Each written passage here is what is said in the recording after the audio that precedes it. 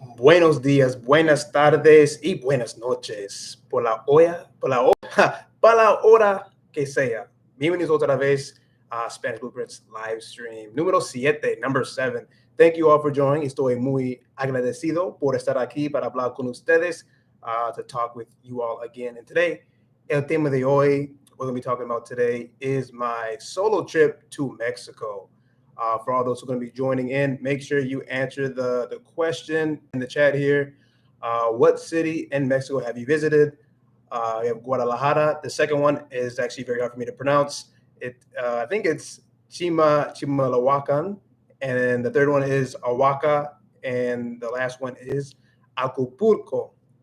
And I specifically chose these cities for how difficult that they are to pronounce, especially because like some of them, I think like the second one and the third one are from like a native language of Mexico. So I find that really fascinating. Um, yeah, I have to ask one of my friends from Mexico to help me with that pronunciation of these cities. But make sure that you answer that question. Y también, antes de empezar, yo tengo que decir, I have to say that yo no soy asesor de viajes. I am not a travel agent de ninguna manera. Hola, buenos días, buenas tardes, buenas noches. Muchas gracias por venir. Thanks for coming. Solo estoy diciendo que yo no soy asesor de viajes. I am not a travel agent. I am not associated with any type of travel agency whatsoever. Solamente estoy acá. I'm just here to share my experience traveling to Mexico. And yeah, some things that I wish I could have done better. Some things I wish I did a little bit differently as a Spanish student being there. Para aprovechar de ese tiempo. And yeah, let me know in the chat here. Also, besides the question that we have there, what city in Mexico have you visited to? I have visited solamente Guadalajara. Apart from that, also let me know how long you've been learning Spanish for. I'll throw that in there as well. How long have you been learning Spanish for? I've been learning Spanish, let's see, for 3 years on my own. Then prior to that, about like 6 years. Damn, my bad. Siempre tengo que contar. I have to count like all the time. So middle school, 1 year, high school, so 2 years, college. Yeah, about 6 years in my formal Spanish classes in school. And the past 3 years, I've been learning all on my own. And that's why I'm talking about this topic right now, because this was at the beginning of my Spanish learning journey, learning Spanish on my own. 3 years ago, I went to Mexico, went to Guadalajara, and that's kind of where everything started for me for the most part after I graduated college. Kind of what really spurred and really sparked the passion that I have to learn Spanish. That trip had a big impact on my life, perspective wise, and also about how I learned Spanish and just everything like about culture and just about life in general. So ha sido como ha sido súper impactante en mi vida, algo así. Ha sido un impacto en mi vida.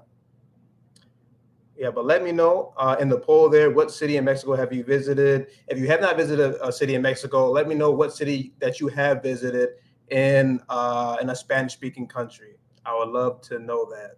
How many people have traveled to a Spanish-speaking country? Hola, Julian Monaco. Ojalá que estoy diciendo esto correctamente. Hola, salud, Argentina.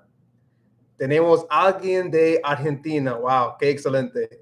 Saludos desde los Estados Unidos. Yo soy de los Estados Unidos. Yo vivo en los Estados Unidos. Ojalá un día, hopefully one day, I'll be in a Spanish-speaking country. That would be un sueño cumplido. Okay. Julian Monaco is from Argentina, and is learning English. Qué excelente. Super. Me encanta oír eso. Aprendiendo un nuevo idioma. Y ¿hace cuánto tiempo practicas aprendiendo inglés?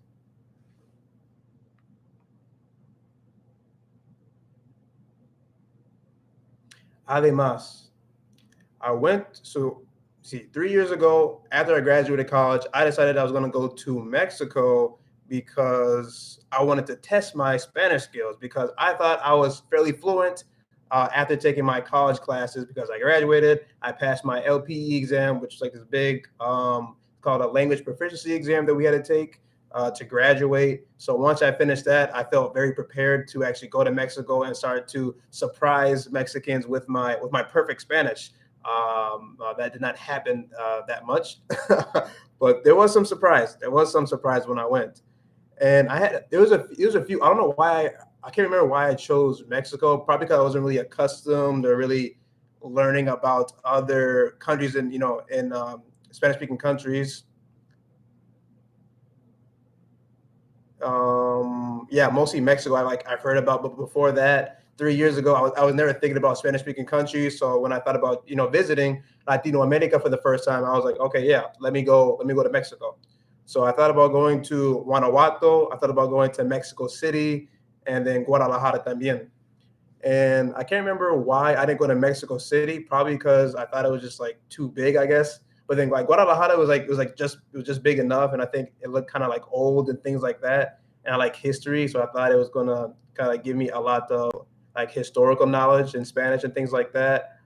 And then Guanajuato, or I think I'm pronouncing that correctly, Guanajuato. I didn't go there because I thought it was actually too small, and it looked like there's going to be like a lot of things to do. So that's why I ended up going to Guadalajara, Mexico. Julian Monaco says, lo estoy aprendiendo hace 2 años aproximadamente, pero quiero llegar a un nivel nativo, así que me falta mucho todavía. Está todavía bien.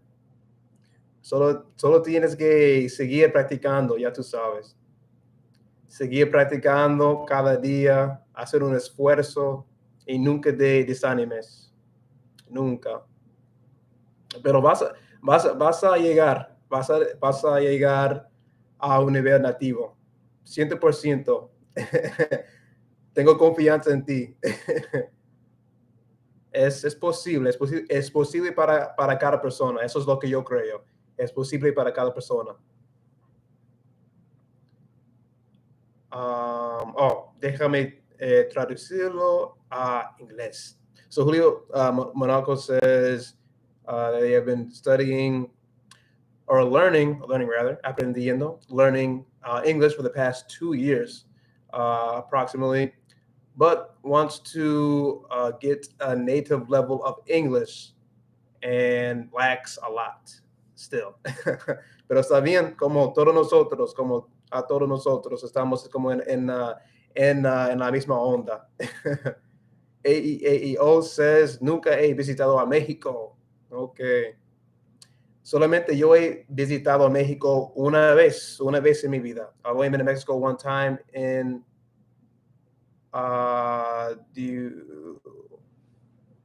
Julian Monaco said, do you want me to speak in English? No, lo que quiera, no importa. Lo que quieras. Puedes hablar o puedes como chatear o como escribir en inglés o español, lo que quieras. Sí, los dos funcionan. So I went to Mexico one time in my life. Let's see. I didn't have too many expectations because I had no idea. I didn't know anything about Mexico. I didn't know anything about Latino America tampoco. Julian Monaco says, tienes como un acento República Dominicana. En español puede ser. Claro, claro que sí. Yes. Como yo tengo mucha influencia de mi gente dominicana, de ese país. Y también yo he ido ahí 2 veces en mi vida. El año pasado yo fui ahí. Entonces, por esa razón, como yo hablo como dominicano, porque como siempre estaba rodeado de la gente ahí, también yo consumí mucho contenido de la República Dominicana. Siempre estaba escuchando a la música de ahí, la música déjame ver, las series de la República Dominicana, las películas, las canciones, de todo, y también como entrevistas. Por esa razón, yo hablo así. Pero hoy en día estoy tratando de como cambiar mi acento un poquito y alcanzar un acento más mexicano.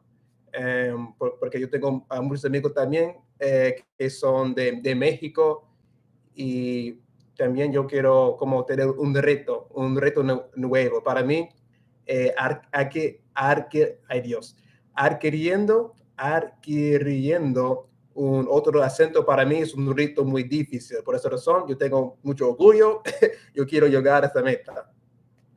Claro, sí, muy bien interesante. So I was just saying that Julian Monaco asks, or just kind of says that I have an accent. It's like sounds like it comes from the Dominican Republic, and I said yes, basically. Para ser corto, para decirlo menos, to say the least.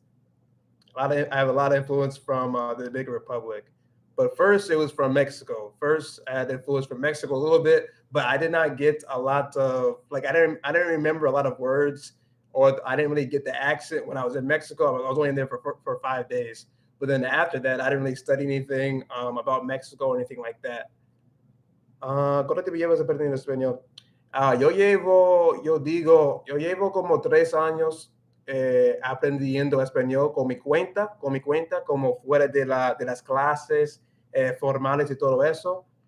Pero antes de eso, yo estuve como en la universidad, la preparatoria y todo eso, diría, como 5 o 6 años. Yo estudié en la escuela. So I chose Guadalajara, México.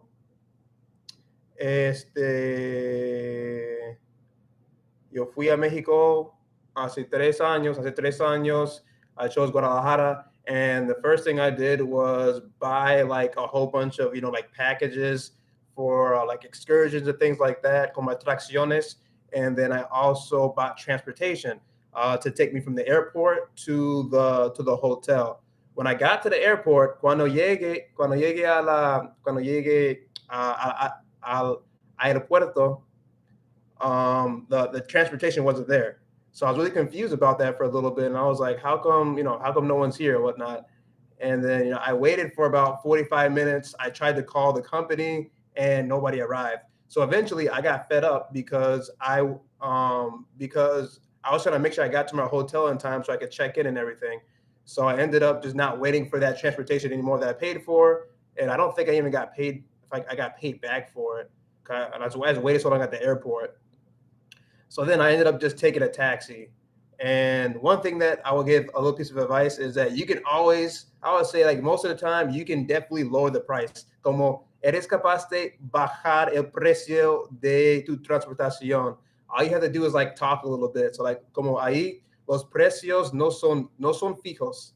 The prices there are not really fixed when it comes to like taxis and things like that. I mean, other things, they're probably more fixed. But with taxis, you can, definitely talk them down a little bit. That's something that I read before going there. Like, oh, that's something that you can do. So I try to do that a little bit, even though my Spanish was terrible at the time. I have a video on my YouTube channel where you can see me talk, like you can see me or see how I sounded speaking Spanish 3 years ago. So I have a video on that. Yeah, it was terrible though. So I was only speaking like in sentences when I was in Mexico. I was mostly speaking with like kind of like single words because I couldn't really construct a sentence back then. So it was really bad. But good thing I'm a lot better now. So that was like my first like kind of like travel mistake is buying transportation before I actually got to the airport. I wouldn't recommend it. If you want to, you can, but you can probably find like probably some cheaper transportation if you're actually in person versus trying to find something online. And the same thing I would say for like excursions and things like that. Atracciones y también como guías y todo eso, como si fueras en persona, como podrías encontrar algo como un precio más económico. Yo, ¿de qué otros países en América del Sur? No entiendo tu pregunta. Muy bien. Explícame otra vez, por favor. Julián Monaco says, ¿qué fue lo más difícil de aprender español? Yo diría, like the most difficult thing about learning Spanish for me has always been, speaking, because like I said beforehand, when I got to Mexico, I couldn't really construct sentences, because in school, when I was in school, even at a college level, un nivel de la universidad no nos enseñó cómo comunicarnos, cómo hablar muchísimo. Casi nunca hablemos dentro de nuestras clases. So I would say like, that's been like the hardest part, trying to figure out how to communicate in Spanish, how to speak properly, with proper grammar. I'm still trying to work on that right now. And then also, being able to say a sentence like very fluidly, but not just that, but how to connect sentences together, because anybody can say phrases, right? But then you also have to, como tienes que conectar las frases también. No podrías decir solamente como frases como separadas, porque no, como suena como muy robótico. Entonces, eso ha sido como lo más difícil para mí, para comunicarme, siempre, hablar. Por esa razón, como tenemos, like for this reason, we have como el chiste de los gringos, ¿me entiendes? Like we have, like the whole joke about, gringos. Like, why do we have, this joke about, gringos, Americanos, things like that? Is because, a lot of us, we don't know how like Spanish actually sounds. We don't know how to like say things correctly. So thankfully, I've gotten a little bit far away from that. I've been getting increasing my pronunciation skills, increasing the amount of vocabulary that I have and things like that. Ah, ¿quieres un acento británico? Qué interesante. Eso es un acento que yo no podría replicar, que yo no podría imitar. Eso me cuesta también. No solamente tú. So yeah, that's my so that was my first travel mistake. So that's something that I would recommend doing. And the hotel that I stayed at, again, it could have been a lot cheaper, because I just went online and found like a hotel that I was familiar with. In this case, it was I stayed at the Hampton Hotel for like 5 nights or whatnot.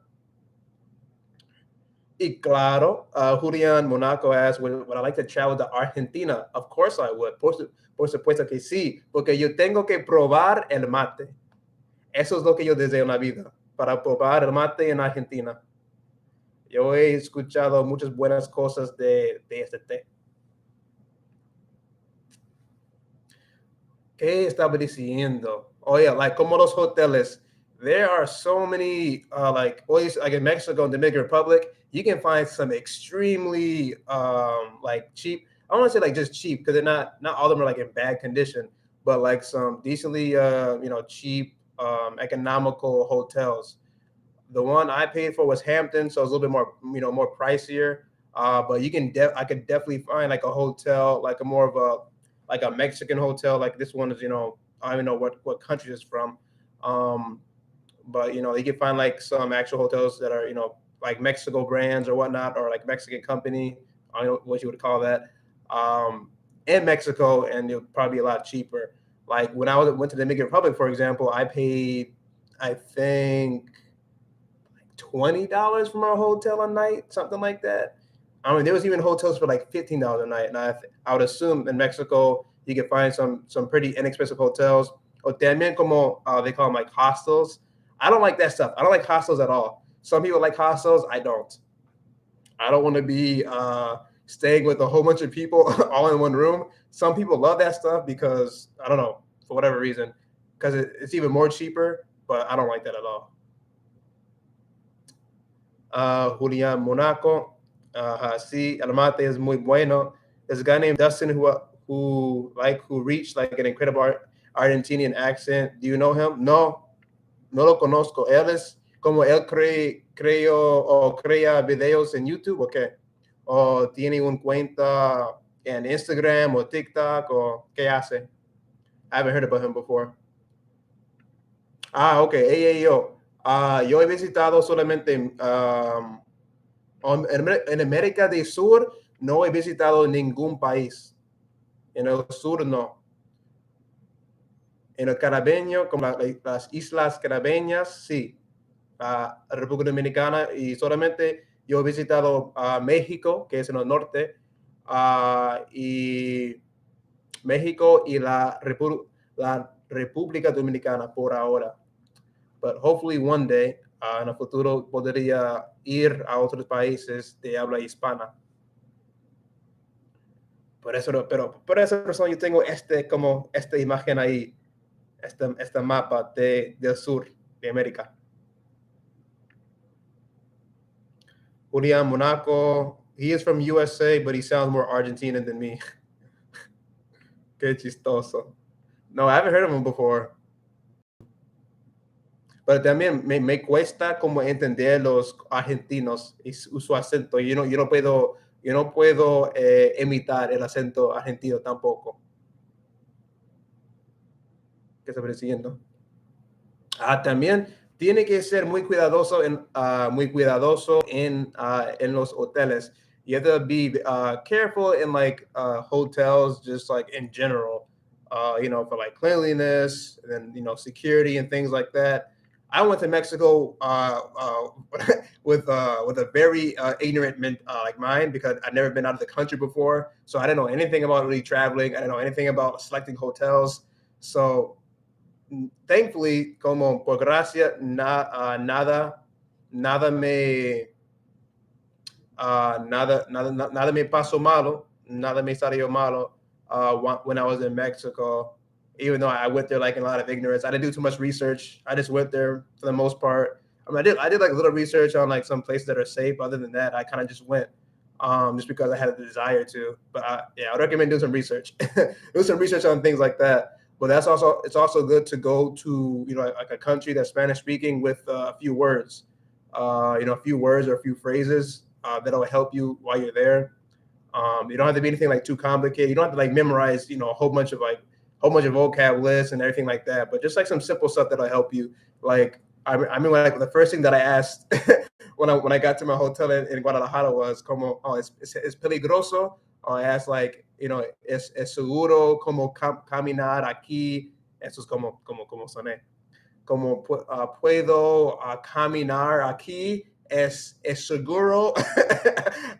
So basically, I asked him if it was like safe to walk around around the hotel and things like that. There's also like un centro, una plaza, or mejor un centro that was like fairly close to the hotel. So I walked there. It was about like 20 minutes. There wasn't that many people like on the roads or anything like that. So it was pretty chill. But like simple words like that, if you're at a hotel, you can ask the workers there, about security and things like that. But also, before you actually travel, you want to make sure that you do your due diligence when it comes to research. And again, so asesor de viajes, I'm not a travel agent. I'm just making sure, these are just like some simple things, basic things that a lot of people know, when they're traveling and things like that. Everything, is your decision. Just make sure you do your research and things like that. Make sure you feel comfortable where you're going and things like that. And then on the same topic, como en el mismo tópico, como vas a oír o escuchar muchas personas diciendo como palabras muy feas, como sobre México. Especially because I went to Mexico, right? I went to Guadalajara. So, people I talked to or people that I told I was going, oh yeah, I'm going to Guadalajara, I'm going to Mexico. I got like a lot of pushback, como personas en contra de esta decisión, like, oh, why you go to Mexico? You shouldn't go there, como narcos, blah, blah, blah, blah. Narcos, narcotráfico, todo eso, no te vayas. Pero like, yeah, in that case, in these types of cases, if you're going to be traveling, Spanish-speaking countries, if someone has never been there before, like to the country that you're going to, I would not listen to them like much unless they have people who actually live there and they talk to them a lot, like they have connections there, they actually understand the country. I wouldn't even listen to them because we have como tenemos un montón de estereotipos. Like we have a lot of stereotypes about different countries and about like the culture, different places like that, right? But if we don't actually have knowledge, we've never been there before, then like my word can't be taken for. I can't be giving you advice for going to Argentina. I've never been there before. I don't know anything about the country, so I can't say anything about like what's good there. If it's if it's dangerous, if it's safe, should you go there? So I would be like cautious of that. You might hear a lot of like people saying, "Oh, don't go to this place, don't go to that place." But if they've never been there before, they don't actually know what it's like to live there and things like that. then just be careful like who you're listening to. If you actually do plan on traveling, that's something that I would definitely recommend. Y hola, de Monterey Brown, que lo que, bienvenidos. Thanks for coming. Everybody who's coming in, make sure that you answer the question in the poll. What city in Mexico have you visited? At 4 options here that are kind of difficult for me to say: Guadalajara, Chimalhuacán, Oaxaca, and Acapulco. Julian Monaco asks, ¿por qué decidiste aprender español? So why did I decide to learn Spanish? Bueno, al principio yo no decidí, pero fue obligatorio. So, at first, learning Spanish, it wasn't like an actual like decision, but it was a requirement in school. So that's how I started. It was mostly a requirement. Y como más allá, como 2 años después, como en la preparatoria, yo decidí aprender español porque ya tenía un poco de conocimiento de este idioma. Entonces yo escogí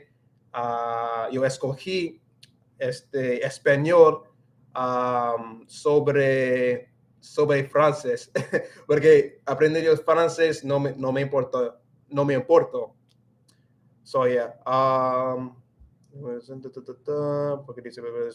so yeah, first I learned Spanish because it was an obligation, I had to for school, and then after that, like in high school and in college, I decided to actually learn Spanish in those classes because I was actually kind of, what should I say? I was already accustomed to the language a little bit, so I already knew I had the basics. So I was like, oh, this is going to be an easy A, basically. Para las buenas notas, básicamente, en la escuela. And then Julian Monaco asks, are you learning another language? So yes, I'm also learning French right now. So right now I'm learning French and Spanish a la misma vez at the same time. But como el progreso es muy despacio. The progress is fairly slow, but it's fine. I'm still primarily focusing on Spanish. I don't dedicate like a whole bunch of time to French, as I should. It's been kind of difficult to balance both of them because I'm so used to learning Spanish. But yeah, I'm learning French and Spanish at the same time. De Monte Brown lleva 10 años aprendiendo español. Mucho tiempo. Wow. And ¿por qué decidiste aprender español, De Monte? Why did you decide to learn Spanish?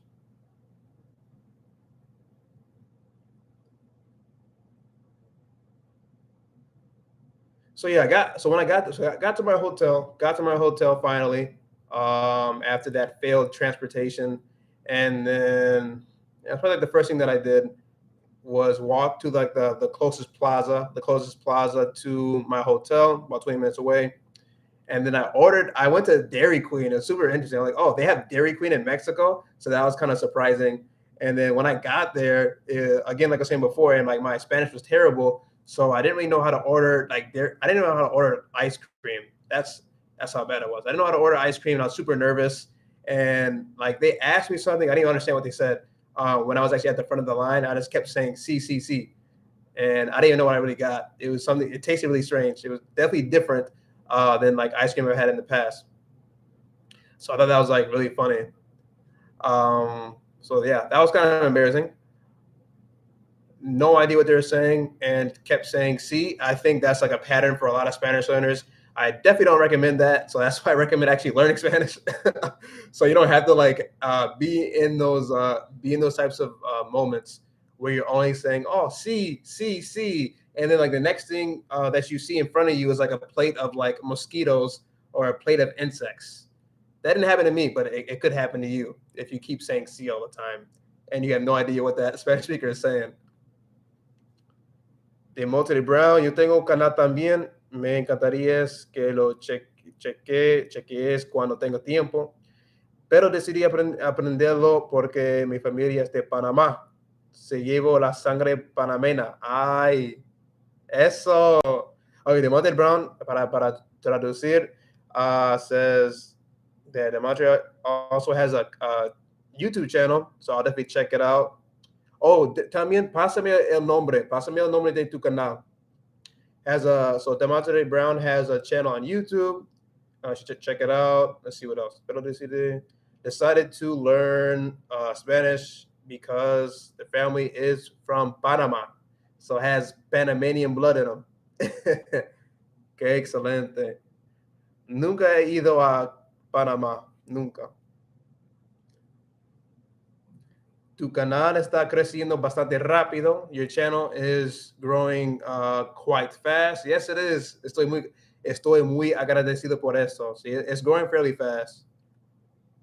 Okay, it's the Monte Brown. Okay.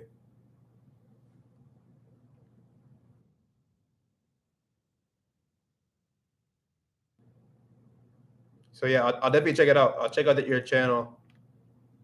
But yeah, no, I'm happy with the growth right now. So ojalá que, bueno, para mí me dice que la gente le encanta aprender español y también están interesada en ese idioma.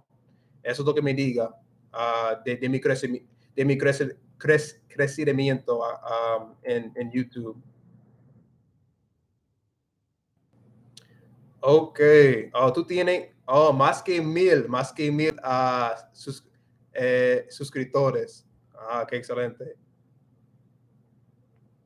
De Monterrey, creo que sí, ya había visto tu canal antes, como hace 6 meses. Oh, déjame ver. Ajá, como hace 6 meses yo vi como tu canal por la primera vez, pero no he visto cada video. Pero muchas gracias por venir. Como tenemos a alguien muy famoso acá ya.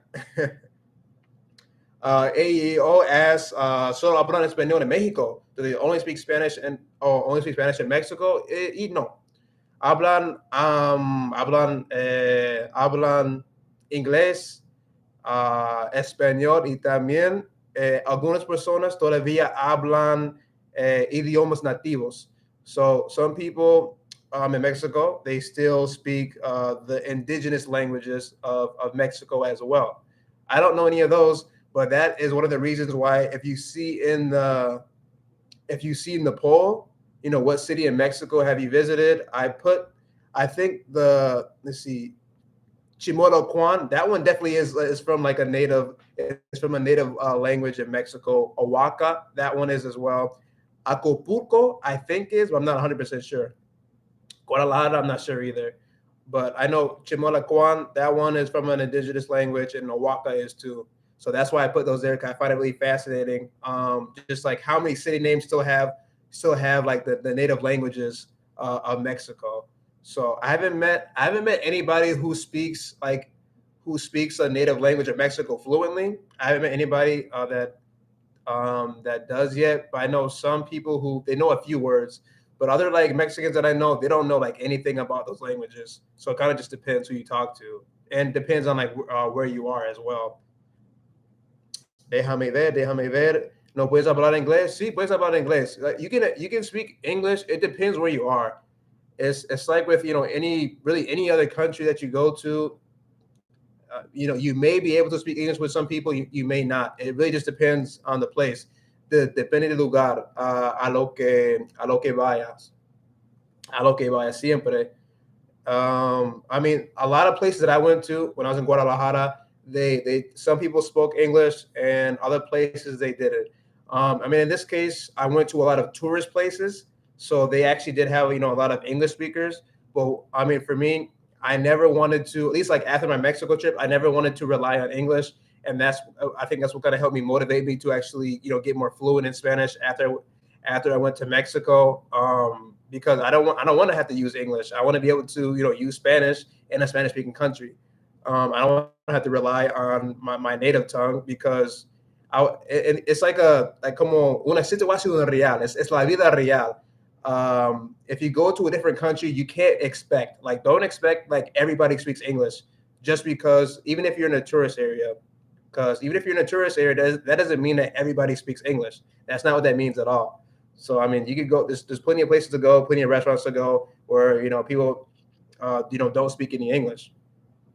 Pero si quiere con eso no es un problema. Como se puede comunicar. Like you can still communicate, even even if there's like a barrier language. You just say like, oh, yo, come on, like I'm hungry, or something like that, and they'll be like, oh yeah, okay, all right, sit down, and they'll feed you. I mean, you probably won't get like exactly like the food item that you want, but you'll get fed.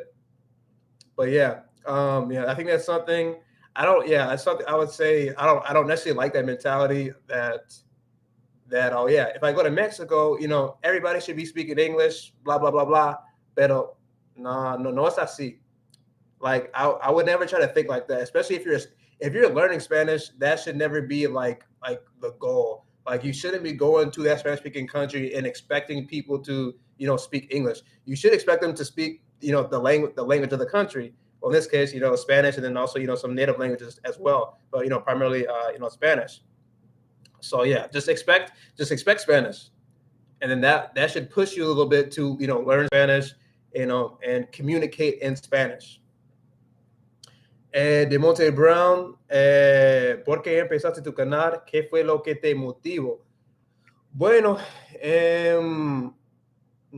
yo diría solamente mi pasión. Mi pasión literalmente es español. Todo lo que tiene que ver con español, y yo creo que eso eso es lo que me motivó para empezar mi canal. Bueno, al principio solamente fue, no sé, como algo muy como divertido para hacer, ¿me entiende? Pero con más tiempo, creciendo, creando más videos, como, no sé, me engancho, como me encanta el proceso de crear videos, y también yo estaba hablando sobre algo que me apasiona. Entonces, en ese sentido, eso es como, no sé, eso es lo que me empujó más.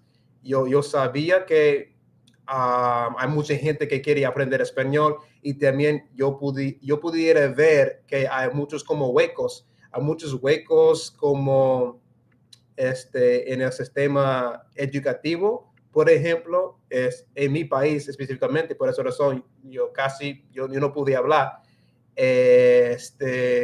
Y sí, por esta razón yo sabía que yo soy capaz de enseñar, yo creo, como mejor que a veces como clases en la universidad, porque yo sé que la gente, como los estudiantes de mi clase, que estuvieron en mi clase, no pudieron hablar tampoco. Como cada persona, cada quien tiene su acento gringo, y no pudo como crear frases fluidamente, nada de eso. Fue horrible. Y yo creo eso fue lo que me motivó muchísimo. Como yo soy capaz de enseñar a la gente cómo aprender este idioma correctamente, no necesariamente correctamente, pero como los mejores formas para aprender español, porque tenemos demasiados gringos acá. Yo quiero que salgamos del acento gringo, y también para tener otra perspectiva también. Demonte Brown, para traducir, but to translate, Demonte Brown asked me, why did I start the channel, and what motivated me to do it. Mostly for me, it was just like, like originally at the beginning, it was just like my passion for learning Spanish. And then from there, I really love to talk about Spanish and things like that. And then with YouTube, gave me como me da la avenida para hacerlo, gave me that avenue to do that. And then I fell in love with actually creating videos. I fell in love with like learning about YouTube, how to grow my channel and things like that. So I kind of just like those two como se combine or se combinaron. Those things like combine together, and then that's just kind of what kept motivating me. Mostly a lot of just like my passion to learn, also my passion to help others as well. Para ayudar a los demás. Con aprendiendo español, because I think I have a lot of good tips. Consejos para enseñar a la gente, a lot of good tips, resources as well. I know a lot of people are struggling. Hay mucha gente que lucha mucho para avanzar sus habilidades en español, por eso yo estoy acá. Entonces, también Demonte says, ¿qué piensas tu familia de que aprendiste español? Eres el único que habla el idioma, claro. Yo soy el único en mi familia que habla español. I'm the only person in my family that speaks Spanish. Some of them just thought it was, you probably como ya había escuchado de esa historia. You know, like some people, you know, in your family, you know, they think it's strange. So, you know, like why are you learning Spanish? I've heard that plenty of times. You know, por qué estás aprendiendo español? Why are you learning Spanish? You know, you live in the U.S. Ese tipo de mentalidad. I mean, but apart from that, they don't even think too much, I guess. Como no sé, no le da mucha importancia. You know, for me, es como es mi vida. Aprender y hablar español es mi vida. So I think it's just like a different world. Pero sí, yo soy el único.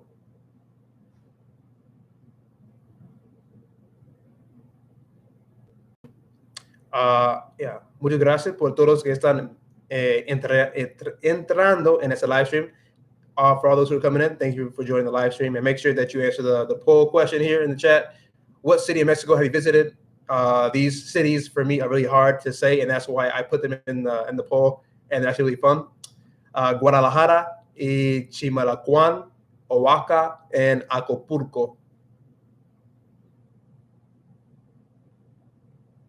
¿Qué estaba diciendo? Sobre mi hotel. Oh yeah, being at Dairy Queen and not being able to ask for ice cream in Spanish. So that was an embarrassing moment. In Guadalajara, like, that was my first. That was I think my first or second day when I was there. I think probably my first day. Had just a lot of issues with, you know, just having just simple conversations. I mostly avoided people. I'll say that.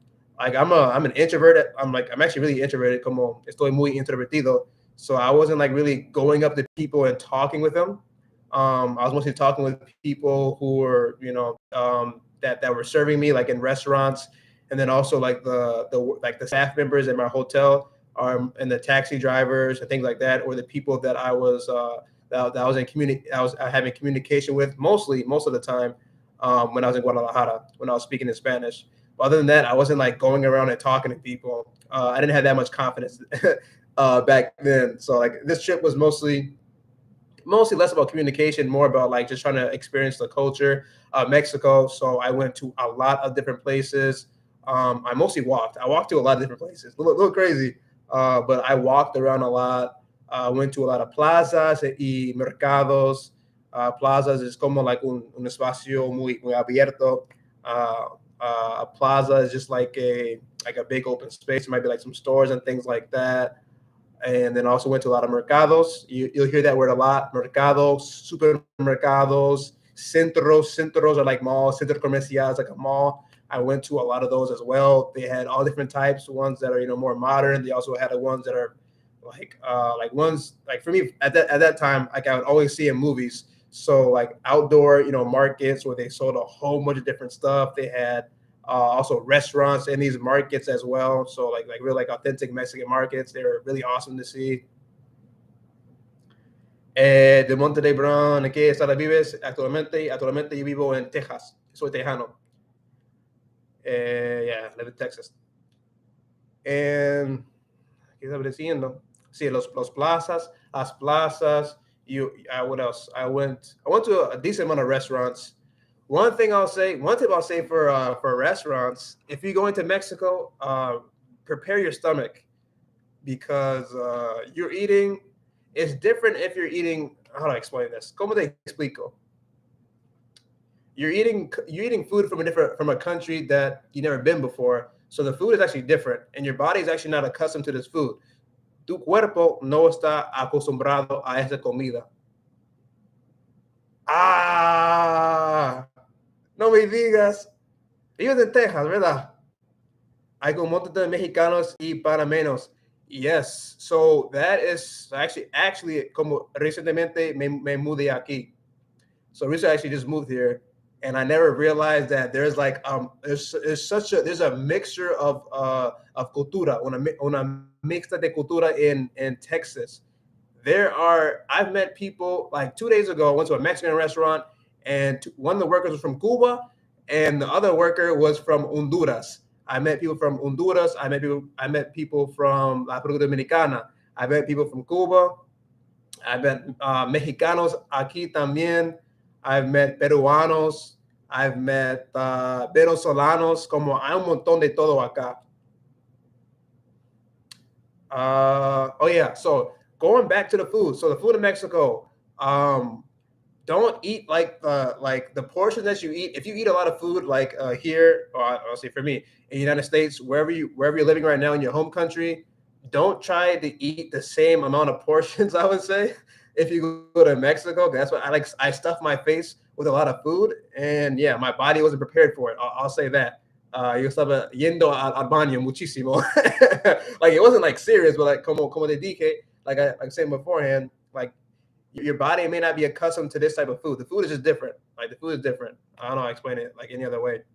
So yeah, just prepare yourself for that.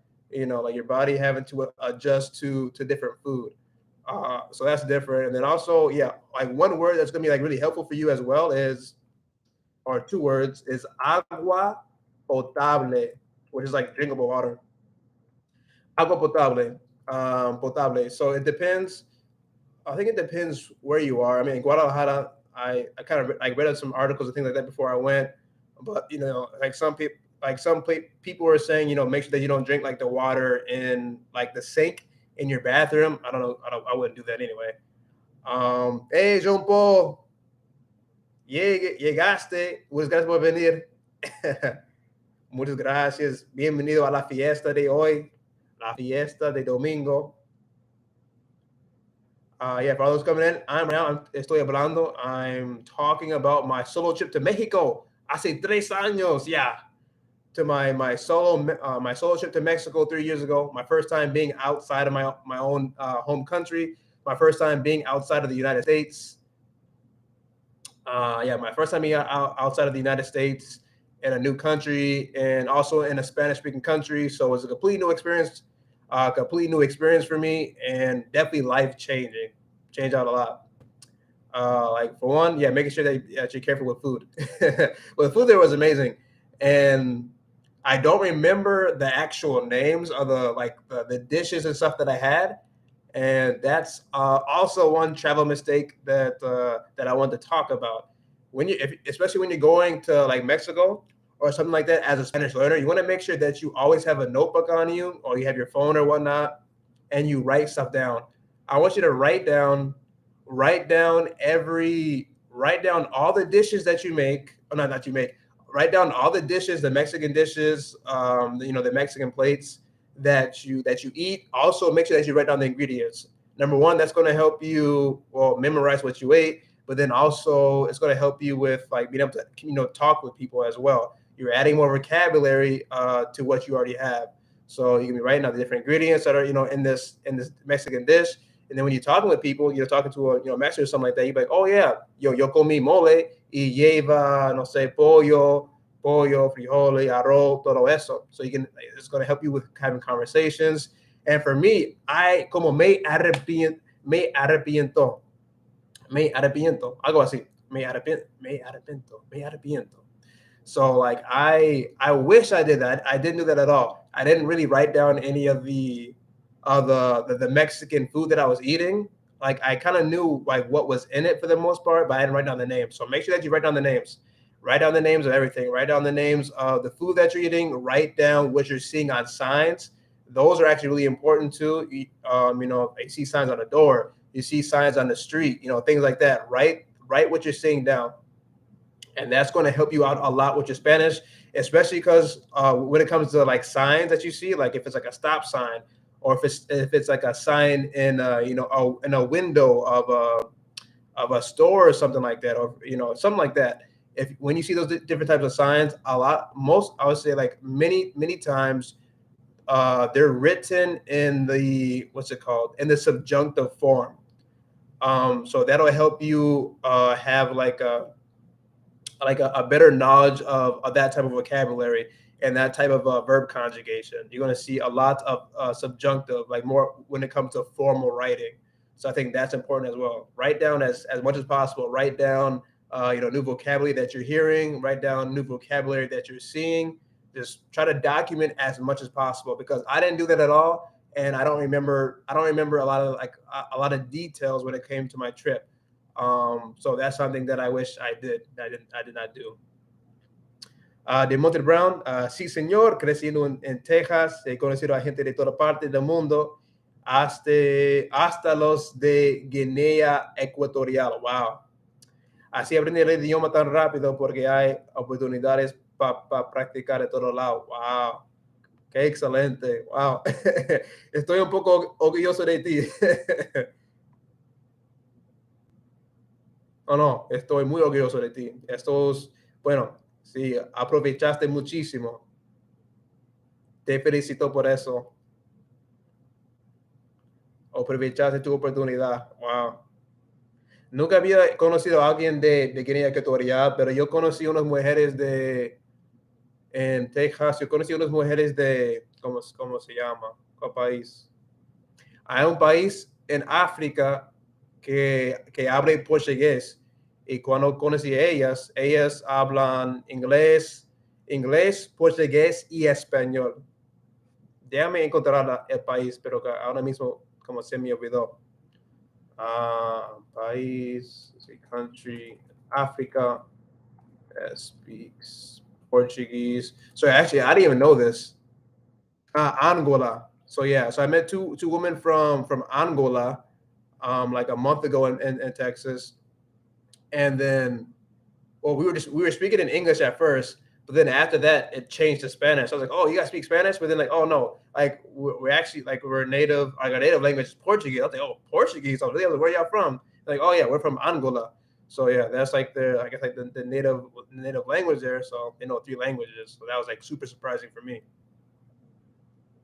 Perdóname, tengo que tomar agua.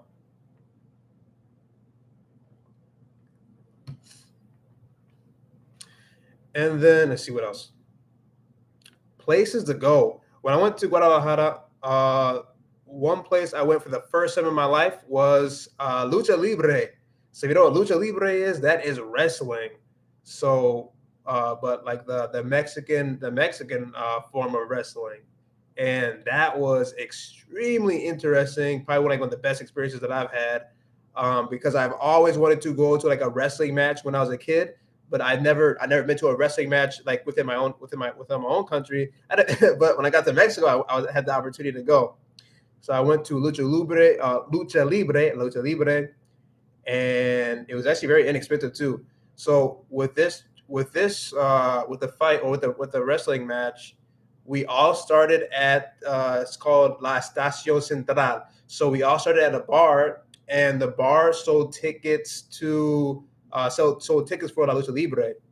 So what we did was you had the opportunity to go to this bar, and you could have like a few drinks and things like that. And then there was an actual bus, a dedicated bus that would take the ones who had tickets to Lucha Libre. So I went to the bar for a little bit. Actually met some guys. It was actually really cool. I went there alone, met some guys, and then we all ended up going to Lucha Libre together. So I thought that was wow. It was an amazing experience. And the guys that I met at the bar, like all of them, most of them, they like all spoke English. So thankfully, I sat down like at the right spot because I like one guy came in and then he brought the rest of his friends. Like, oh, can I sit here? And I was like, yeah, sure. So we mostly speaking English at the time. Um, so he came over. He brought over his like four friends. I still got the picture of it. He brought over like four friends, and we were all just talking. Where I'm from, where they're from.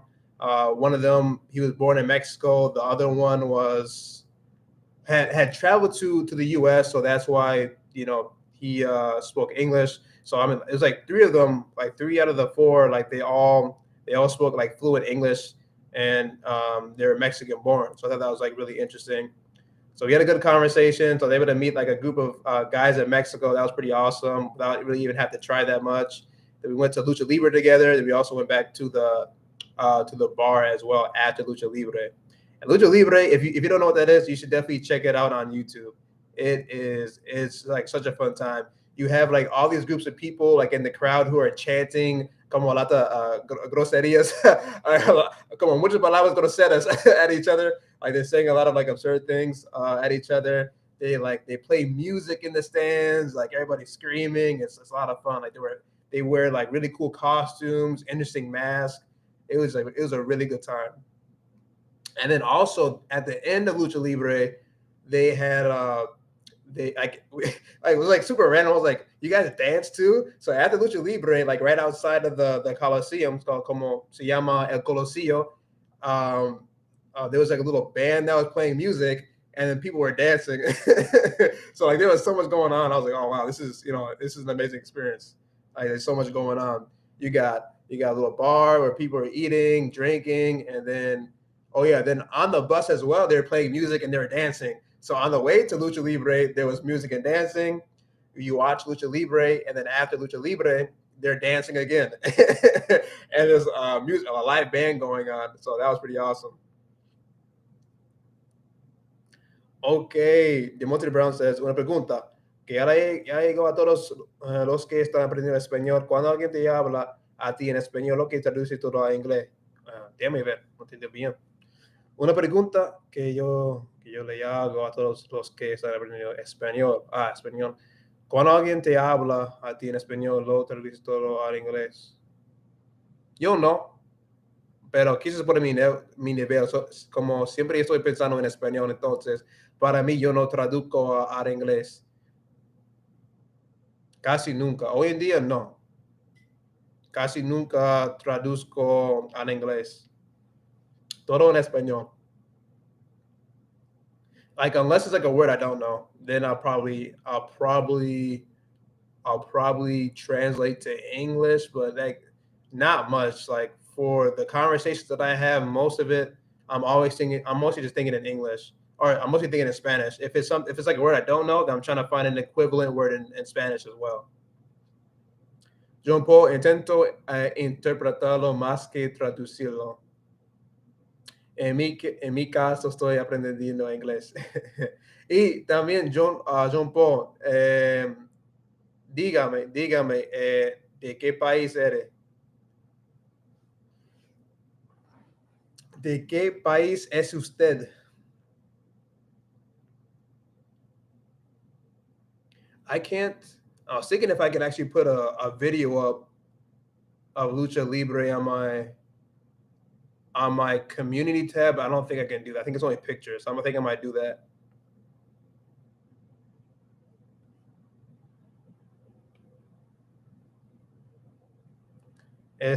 Ecuador. Jean Paul, ok. Miras, ok, entonces tenemos dos personas de país de habla hispana. Tenemos una persona de Ecuador y una persona de Argentina. Wow, qué excelente. This is the type of experience I would have never thought I would have. Having Spanish speakers from Spanish-speaking countries being in a live stream with me. That's pretty awesome. So we have one person from Argentina, a Spanish speaker from Argentina. Then we also have a Spanish speaker from Ecuador in this live stream. And they're, in the chat. So you can talk with them if you want. Have a nice little conversation in Spanish. If you have any questions about them or have any questions about their country. Si quieren compartir con ustedes, claro. Pero de Monterrey Brown, dijiste que eres panimano. Parameño, pero no, como aprendiste español o aprendiste inglés. ¿Cuál fue tu idioma nativo? Ecuador.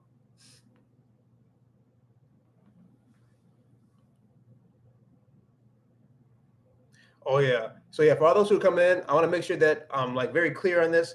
Make sure that you're careful with like the food that you eat when you get to Mexico. As in like Leanne, muchas gracias por venir. Thanks for coming. Just popping in after my Spanish language exchange. That's awesome. Good job for having a language exchange in Spanish. I'll watch the recording tomorrow. Would love to visit Mexico. Awesome. Thanks for coming in. Thanks for sharing. And I would love to go back. Me encantaría regresar a México. Si quiera, yo tenía deseo para mudarme ahí también. I had a desire to move to Mexico. I mean, I would have a desire to move to really any Spanish-speaking country. I would not mind at all. But yeah, back to the food. I was saying, if you do go, make sure that you kind of try with like smaller portions, especially because like with Mexican food, they got como sus proporciones son super gigantescas. I'll say that as well. I never, even like in the US, I never finish basically ever a Mexican dish because of how much food that there is, like ever. Unless it's like a taco, unless it's like, you know, two tacos or como like una enchilada, algo así. But if it's like an actual plate that has like, you know, multiple food items, like como dos taquitos, dos tacos, una enchilada, algo así, y chilequiles y todo eso, como un plato muy fuerte, I can like never like I can never terminar un plato mexicano. I always tell them that too. I always like make these jokes with my Mexican friends, or if I go to a Mexican restaurant. I'm like, por favor, no me pome tanta comida. Like, don't give me so much food because I'm not gonna finish it. O bueno, yo tengo que llevarla, or I'm gonna have to like, you know, take it like in a como conseguir una caja. That's another palabra también. That's another word as well that you can use. Una caja is a box in Spanish. Oh yeah, always ask about proportions as well. Like every time if I go to a Mexican restaurant, like their juices and like their horchatas are like this big. Like they have huge sizes. Demonte Brown says, mi primer idioma es inglés. Empecé a aprender español a los 8 añitos. Tengo 19 años. Ah, ok, tienen 19 años. Entonces, ya has logrado muchísimo. más que los demás. Como ya tienes un nivel perfecto. También aprendí por cuenta propia y todo lo aprendía, lo practicaba con mi familia por parte de mi papá. Ah, ok. Por parte de tu papá. Qué excelente, me encanta esto. Qué buena historia, en verdad, qué buena historia.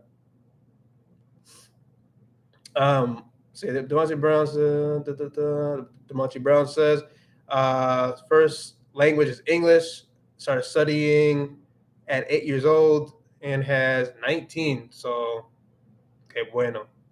Has learned a lot, already fluent, has learned by himself. What else? Todo lo aprendía, lo practicaba con mi familia. Then also practicing Spanish with family on Demontre's father's side. Por parte de papá. Paul C says, hey man, I'm taking Spanish, but I'm kind of struggling with the direct and the indirect object pronouns. Like I would want to do, but I still kind of struggle. So what would you recommend? Gracias. So with that, when it comes to like direct object pronouns, I would say a lot easier than the indirect. So you wouldn't have to worry too much about that. But with indirect object pronouns, what I like to do is if I see a word, I try to read a lot in Spanish, so I try to read articles and also books. So usually when I see like le, so I'll be like an indirect object. So if I see le, right, in front of a word, I'm going to write down what the following one is. So a lot of times, so for example, le doy. I'm going to write that down. That's what I always do when it comes to indirect objects. I actually have lists. I have lists of indirect objects and the words that are actually associated with them. So one of those verbs that are associated with the indirect object pronouns is dar, which is to give. So le doy. Le doy is used a lot. Le doy, or como se le doy. And it's difficult, but I would say like the one big thing that makes it really difficult is it's very like intangible. For example, somebody can say se le doy, but it's harder to know what that Spanish speaker is talking about unless you're following with the conversation. Or for example, if I'm reading a book, the same thing. It's hard to think about, you know, what they're referring to. So I don't try to get too far into like the grammar. Like I try not to learn. Like I have a grammar book right here. I'm not gonna learn too much from like this grammar book. Like you're gonna understand like, you know, what are the basic rules about the indirect objects, but like after that, you're gonna learn about them in the learn about them in context when you're reading a lot, then also when you're listening to like music and things like that. So I'd recommend every time that you see these, that you see like say, if you say dice, if you see that, if you see say dice, if you see se le doy, make sure that you actually, write those down and then start to use them as well. So sorry, what you're going to do is you're going to write those down, but then you're also going to write down the sentence that is in as well. So then you're going to be able to actually know, what what this phrase is in context and not just separate it. So every time, that you review it, you know exactly what sentence that it belonged to. So that's my recommendation is making a list of all the different verbs, that you can use, like lay with, for example, or with say. That's a different topic, but it's kind of a part of this as well. But yeah, just make a list of them. Make sure that you have sentences as well with the examples, and then start to review them. And then, like, the more that you review them, the more that you see them, you're gonna understand how to actually use them in context as well. So make sure that you actually start using them as well, not just reading them over and over again, but then use them in sentences as well. So that's what I would say. It has to do a lot with consumption, because it's not just like, for example, three different sentences is where you would see them in. You're gonna see this type of vocabulary in like a whole bunch of different types of topics. Like, it could be, you're gonna see that if it's a topic about sports, if it's a topic about science, whatever the case may be. So that's what I mean. Just start to consume, just keep consuming Spanish, keep reading. I'd recommend reading a lot, so you can actually see this type of vocabulary in context, and then you'll start to get the hang of it. But again, when it comes to like say and lay, sometimes you actually really just don't know what they're referring to, and it's fine. I would say it's more about just kind of trying to understand like the general sense of what they're trying to say. Like se le doy, you don't know exactly, like who they're referring to or maybe what they're referring to, but you understand that se le doy means like it's like you're giving something to somebody. That's basically what it means. So like, what the general meaning is, but you don't know exactly, what specific, like the actual details, but you can still understand what that person is saying. If I say, oh, se le doy, like, what I'm trying to say, but you don't know like the exact details, if that makes sense. So that's something that I would keep in mind as well. You don't have to know exactly, what does that belong? What is he talking about? What does lay, what does lay mean? It's more about just understanding what that phrase means in context. So that's what I would say. You will see a lot like this phrase a lot, like le doy, se le doy, in music as well. So I would definitely recommend listening to music. Also, reading lyrics of different songs as well. Yeah, so that's what I recommend. So it's mostly just keep consuming, take a lot of notes, and yeah, you'll start to have more understanding like that. It kind of takes a little bit. It's not something that you can just read in the grammar book and like you just know perfectly. That's not really how it works. You have to consume a lot to be able to see it, see it in different contexts, see it in different topics, see how different people use it as well. So yeah, just keep consuming and you'll get it. Hopefully that makes sense. If it didn't, let me know. Déjame saber. And Demonte Brown says, Lay say used to always give me problems. I hated it. Pero sí, muchísimas gracias por mi amigo. Hasta luego de Canadá. Cuídate. Perfecto. Te veo luego. Thanks for coming. Hope you watch. Continue watching my videos and other live streams. See you in the future. Y saludos desde los Estados Unidos. Cuídate. But back to Mexican food. Yeah, back to Mexican food. The proportions are huge. So make sure that you have like some basic vocabulary when it comes to food, like grande, pequeño, or chiquito. You probably hear something like that as well, chiquito. Demonte Brown asked me, ¿te gustaría dar clases en una escuela algún día? Puedes, sí, no soy seguro en verdad. Chiquitico, chiquitito. Bueno, yo he empezado en dar clases, pero yo no soy seguro. Yo soy la persona correcta para eso. No sé, como me encanta como enseñar en esta forma acá, pero en una clase formal, yo no sé si soy bueno en eso, especialmente como los niños y todo eso. No estoy seguro si esto es mi estilo, en verdad. Para decir verdad, no estoy seguro. Como yo he enseñado a mi sobrinito un poquito de español, pero es otra cosita, porque es mi familia, es mi sobrinito, ¿me entiende? Entonces, yo no seguro. Vamos a ver lo que sucederá con mi canal y todo eso y lo que podría lograr. En este momento no estoy seguro. Pero es una opción, yo diría eso, es una opción, pero vamos a ver, no soy si soy bueno en enseñar, en verdad. Sí, sí, como muchos de mis amigos y también como otros hispanohablantes que yo conozca, que yo conozca, me dijeron eso.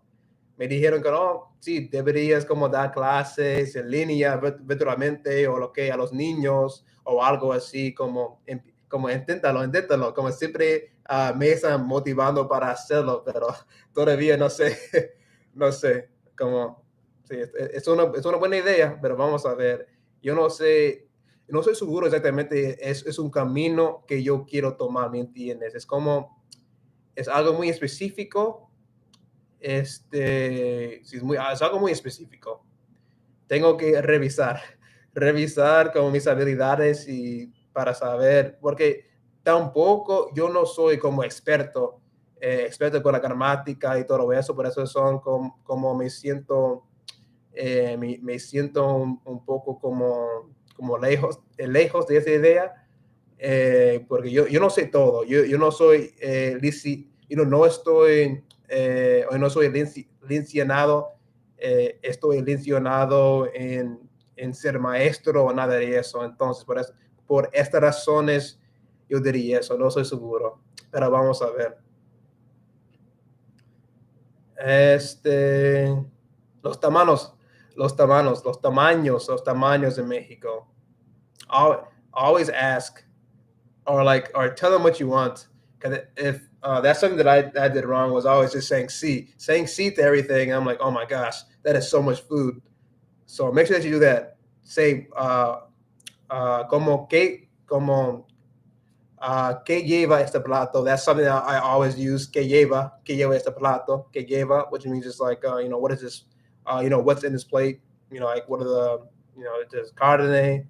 Does it have meat? Does it have rice, arroz, things like that, frijoles, beans? I always ask those types of questions so you know what you're eating. Because in Mexico, when I was in Mexico, I didn't really know what I was eating. So I didn't know what I was eating because number one, I couldn't understand what they were saying because my listening comprehension was terrible. Couldn't understand them, and then trying to ask them like, "Oh, what'd you say?" "Que dijiste?" Blah blah blah. I still could understand them, so I just ended up saying "sí" the whole time. So that's why I'd recommend learn Spanish so you don't have to do that. De Monte Brown, yo opino igual. Me encanta enseñarle el idioma a la gente, pero en cuanto a dar clases en una escuela, no me interesa para nada. En una escuela los niños llegan porque es una obligación de la escuela, claro. Sí, es como otro ambiente. Bueno, lo que puedes hacer es como hacerlo aparte de la escuela, como en línea, como podrías crear tu propio sitio web y dar clases así, o pues, como yo he visto como varios hispanohablantes que aumentar sus clientes para enseñar español a través de Instagram. Instagram es muy poderoso para eso, para tener más clientes. Entonces, como eso es una opción también. So Demonte Brown says, I have the same opinion. I like to teach language to people, but teaching in classes doesn't have much. Demonte doesn't really have an interest in that. Para nada, at all. In una escuela, like in a school with kids, they come for obligation to school. John Paul, yo estoy a punto de rendir un examen de Cambridge y estoy nervioso. Buena suerte con tu examen. Buena suerte con tu examen.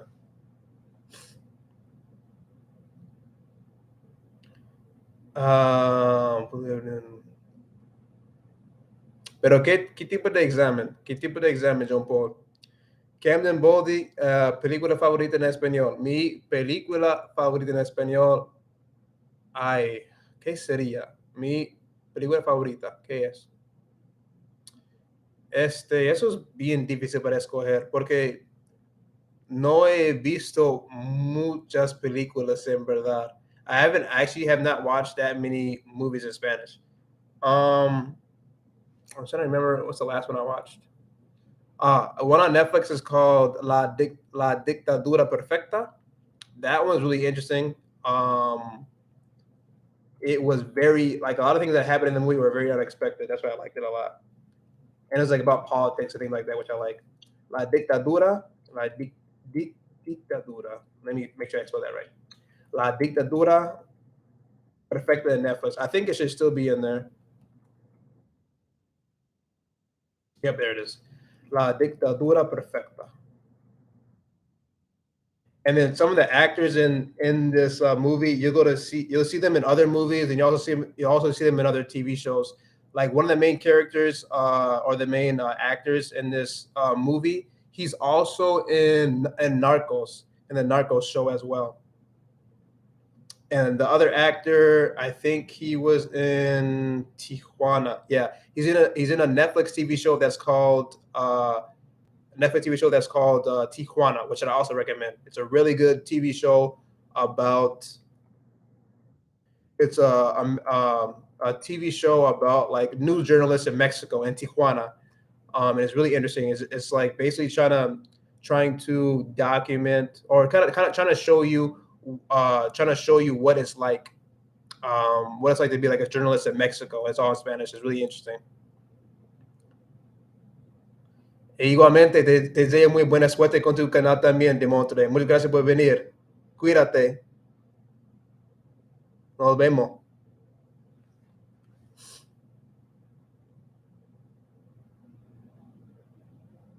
Demontre, yo no porque en verdad quieren, pero cuando uno da clases acá en YouTube, por ejemplo, la gente llega porque de verdad quieren aprender, claro. So Demontre Brown says, and no, because like, unless they actually want to, because when someone gives classes in YouTube, for example, the people who are watching, they actually do come to learn in comparison to como like en la escuela, which is a little bit different. Jean Paul, Toki, I don't know what Toki, I don't know what that is. ¿Qué es eso? ¿Qué es Toki? También John Paul says, es un examen de ubicación en nivel de inglés para entrar un curso. El beneficio es que me ahorra algo de dinero. Ok, qué excelente. Buena suerte con eso. John Paul, El Señor de los Cielos. That I don't know if that's a movie. I know it's a TV show on Netflix. I've watched that a lot. El Señor de los Cielos es una locura. Hay muchas palabras groseras y también como situaciones inimaginables. Las cosas que pasan en esa serie, yo no pudiera creer. Es crazy. El Señor de los Cielos. That's a crazy show. That's what I say. Like it's good. It's interesting. I mean, it's about narcotráfico, narcos, and stuff like that. So if you like that kind of stuff, you'll be interested into it. But like, there's some crazy stuff in the show that happens. I'll say I don't want to spoil anything, but it's just some very wild stuff that happens. Salvajes.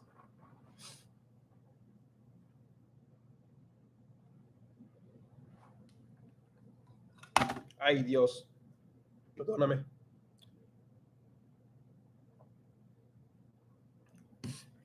Entonces, déjame darte. John Paul, el mundo de los narcos es más turbio en la realidad. Yo tengo que buscar esa palabra porque yo no la conozco. Más turbio, déjame ver. Turbio significa cloudy, murky. Sí, imagino que sí, porque como en una serie no es la vida real, solamente es una serie, es como más, como para atraer a la gente y todo eso. Solo por entretenimiento, como no muestra la gravedad de las situaciones de los narcos, ¿me entiendes? O como todo el daño que pasa en esos países. Ok, ella y yo, tú ves la película que yo recomendé, ella y yo. No, todavía no. En verdad, por favor, pásame el nombre de esa película otra vez, por favor, porque yo tengo que, creo que yo he perdido el nombre de la película que me mencionaste. Entonces, por favor, pásame el nombre otra vez.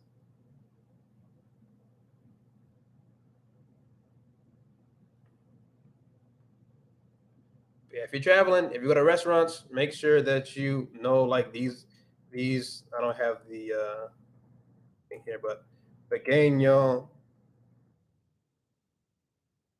mediano, grande, alto. I mean, it's gonna be for like tamaños like of clothing and things like that. Or like in Mexico, they use a lot like chico.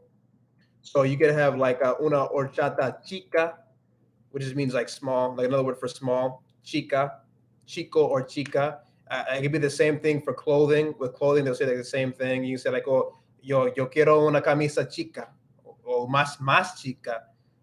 That's what they use for, oh yeah, más and menos, más and menos. Like the most simplest words help you out so much in stores and in restaurants. Más and menos, más chico, más pequeño, más grande, más alto, más largo. Ese tipo de vocabulario. Más alto, más grande. Yo quiero algo más chiquito, como, o más grande, porque esta camiseta es demasiado como apretada, es demasiado apretada y necesito algo más grande, es demasiado chiquita, más pequeñito, ajá, más pequeñito. Los diminutivos. You hear that a lot in Mexico. That's something that I heard a lot. That's one thing I do remember from like everything else I forgot. But like the vocabulary that I heard a lot in Mexico was they add a lot of like the itos and the itas in Mexico. They add a lot of those, a lot of itos and itas, ito and itas, pequeñito, chiquitica, morenita, morenita, morenito, todo estas tipos de palabras. Nubes. Oh, it's in you. Okay, es una película en YouTube. Okay, déjame ver. Nubes rojas. Eso suena muy peligroso. Nubes rojas. Ok, lo encontré. Ya la veo. So, Western movie, película oeste, grande premio. Okay, sí. I'll watch it. I love movies on YouTube as well. Jean Paul says, okay, AEO says there's a movie on YouTube that AEAO recommends to watch. It's called Nubes Rojas. So I have that written down. I'm gonna write down or type rather. Jean Paul recommends la serie El Chavo. El Chavo, muy divertida. Okay, El Chavo. I'll write that down too. El Chavo. O El Chavo, dependiendo de qué zona vives en México. In some parts of Mexico, they say like their ch's like sh, and they don't do like a hard ch. So like I always found this funny. I never realized this until I watched some like TV shows on Netflix. So like instead of saying like let's get like El Chavo, they're gonna say El Chavo. Instead of saying la chamba, they're gonna say la chamba. Very interesting. So yeah, so those are some words for like different tamaños. Tamaños. Well, this should have like a little accent mark over the N. Pero tamaños for if you're like going to a restaurant, if you're going to stores and stuff like that, being able to talk about sizes. Also, please make sure that you learn your numbers as well. Something I want to talk about is currency. So yeah, so make sure that you know your numbers. I would just write down. I would write down one through. Well, not write. You can write it down, or you can like type it out, whatever you want to do. Make sure that you have at least like 1 to 100 written down somewhere, and then also like 100 to 1,000. I can't remember how the denominations are in Mexico, but when you're dealing with money it can be very difficult if you do it in Spanish because numbers can be very difficult, especially if you're trying to hear what a Spanish speaker is saying. they're telling you numbers that are very large, and they're probably telling you, what you should do. Like for example, como van a decir, like they'll say something like, oh, como cuesta 40 cientos, cuesta 471 y también tenemos el descuento de 15 de 15% y lo que quieres hacer, como quieres esto, y también quieres agarrar otra cosita más. Like you're gonna hear like a whole bunch of stuff. You hear like one number, then you hear them say like 5 other things, and then yeah. So that's why it can be very difficult. And that's why I always tell people to focus on numbers. Focus on numbers. Make sure that you get like 0 to 100 down, and then like 100. And then once you understand that, then like 100 to 1,000 is exactly the same process. It's not that much different. And yeah, so I definitely promote that because everywhere you go in Mexico, you're not going to be able to use a credit card. Most places, yeah, but like if you go like some street food and stuff like that. I mean, this is where I was. I mostly use my credit card because I was going to like, I'll say, bigger restaurants. But like, if you go to, different, street, smaller, like, what do you call them? Like little carts and things like that. Then those are the places where, you probably won't be able to use like a credit card. So it kind of just depends. But I definitely recommend, I'd recommend using if you do go to a Spanish-speaking country, I would recommend using the denominations that they have there, using the currency that they have there, actually using cash so you can actually practice using numbers, practice that interaction with a Spanish speaker. With the credit card, you just put your credit card in, and it's like not much going on there. But with money, you have to count, then you have to give it to them, and they're going to be counting as well, and then so that's why I've always been using cash for the most part, or trying to use cash as much as possible. When I'm traveling, to a Spanish-speaking country, because it's just you're going to get a lot more practice with Spanish. And numbers, I'm saying numbers are so important because you hear them everywhere. You hear them all the time, and it can take a little bit of time to actually get it down. But yeah, you're going to hear numbers all the time. You're not going to be able to escape. I was trying to escape from numbers. I didn't study them for a while, so that's why I'm telling you to do it at the beginning, like right now, and don't wait till like later on, because they're important.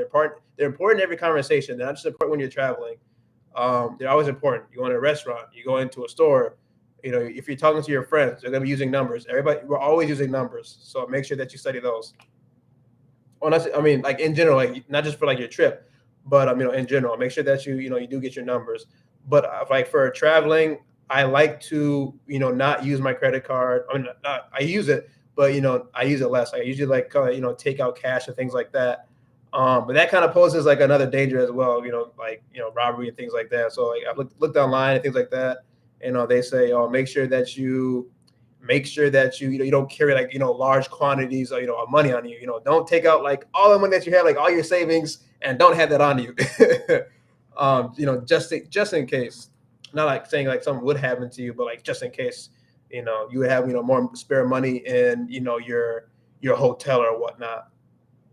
But yeah, I mean, that's just what I like to do. I like to count money. I like to have like the currency of the country that I'm in. I think that's really cool. And then yeah, it gets really difficult. It gets difficult if there's if the denominations are in the hundreds and 200s. Like if you're in like Dominican Republic, you're gonna be using like 500 a lot. You're gonna be using 500. You're gonna be using 200 because like those are like the denominations that they use a lot. 200. They got $1,000. They got $1,000. Yeah, like $1,000 bill. I think they have 2,000. Dos mil, algo así. So like their denominations are just like big in general. So you're gonna be using a lot of big numbers like there. John Paul says, a mí me pasan los buses, vehículos de transporte público. A veces pago mi pasaje y no me dan el cambio. Oh, ¿verdad? No te dio tu cambio. ¿Por qué no? ¿Qué te pasa? And yeah, I don't know for public transportation in Guadalajara. I didn't really use it. I always use like an Uber, or no, mostly a taxi in Mexico. I didn't really use Uber there. I mean, I wasn't really using Uber at that time. I wish I did, because it probably would have been cheaper. Because taxis, they can be kind of more on the spendy side, and Uber sometimes can be a little bit more economical, but it just depends. So make sure that you check those out too. But again, like with taxi drivers, you can usually like barter. You can kind of decrease the the amount that you're paying sometimes, depending on who you're talking to, if you're able to. Usually, I remember like reading an article, and basically, it was explaining how how to barter with them, how to negotiate with a taxi driver, and basically like the main strategy was they tell you a price, and then you just act dissatisfied, and you're like you ask for a lower price. If they say no, you walk away. And I actually did that, and it worked. I can't remember how many times, but I did it a few times. I did it a few times and it worked. If they don't give you the price that you want, you tell them you just walk away. And then they're like, "Oh no, no, no! All right, we'll do this price." So sometimes that works. It's kind of funny, but yeah, that's kind of interesting. That's transportation. I didn't take any public transportation besides that one bus, but like I didn't have to actually do anything, any interaction with the bus driver. Um, the main reason why I didn't take any public transportation, well, number one, because I was walking around a lot in Guadalajara, and then number two was because I was too scared. I was way too scared to get on public transportation because I was going to have to actually speak Spanish, and I was like, well, I don't know my number one, I don't know my numbers, I can't really speak Spanish. There's going to be whole bunch of people looking at me. They're going to know, I'm not from here. Blah blah blah blah blah. How am I going to, communicate with this bus driver? I'm not going to be able to understand, how much they're asking for. So that's the main reason why I did not take any public transportation in Guadalajara, was for that reason. It was like straight out of fear, and I didn't feel like I was going to be able to communicate with them. So that's why I am trying to encourage you to make sure that you know your numbers, and then you won't have to deal with that kind of fear. Jean-Paul, hay dos razones. La primera es que la señora o señor que cobra están apurados por la cantidad de gente. Y la segunda es porque son muy deshonestos. Ay, qué malo, qué pésimo. ¿Qué significa están apurados? Esa palabra no me suena mucho, no me suena. Apurados. Ay, perdóname. So I talked a little bit about hotels and stuff. Oh yeah, then also about the different like attractions and stuff like that, like places to go to. Tiene prisa. Okay, apurado. John Paul says apurado in Spanish significa tiene prisa. So like to be in a rush. One thing I'd recommend, you don't have to do it, but like wait till you get there. Wait till you get to like your destination, like to in this case I went to Guadalajara, and then I tried to ask people, what are some things to do. That's like what's really helpful about knowing Spanish. When you're going to a Spanish-speaking country, you can talk to the people there, and you can ask them, what are some things to do, because there's a lot of things that you're not going to find online. A lot of things you're not going to find online, and you wouldn't know. You're not going to find every like little restaurant, or cheap restaurants or cheap hotels online. A lot of that stuff you can only get if you're actually talking to people, or if someone tells you. So that's like a really good thing about learning Spanish. You can be able to do that. You can get some lower prices and things like that. So yeah, I would definitely recommend, maybe depending on what it is, but I like to wait till I get to the country, wait till I get to the city. If it's like a new city, before I actually make a lot of big purchases, just so I can ask people how much it actually costs and things like that. Or you may never know if you can actually decrease the price.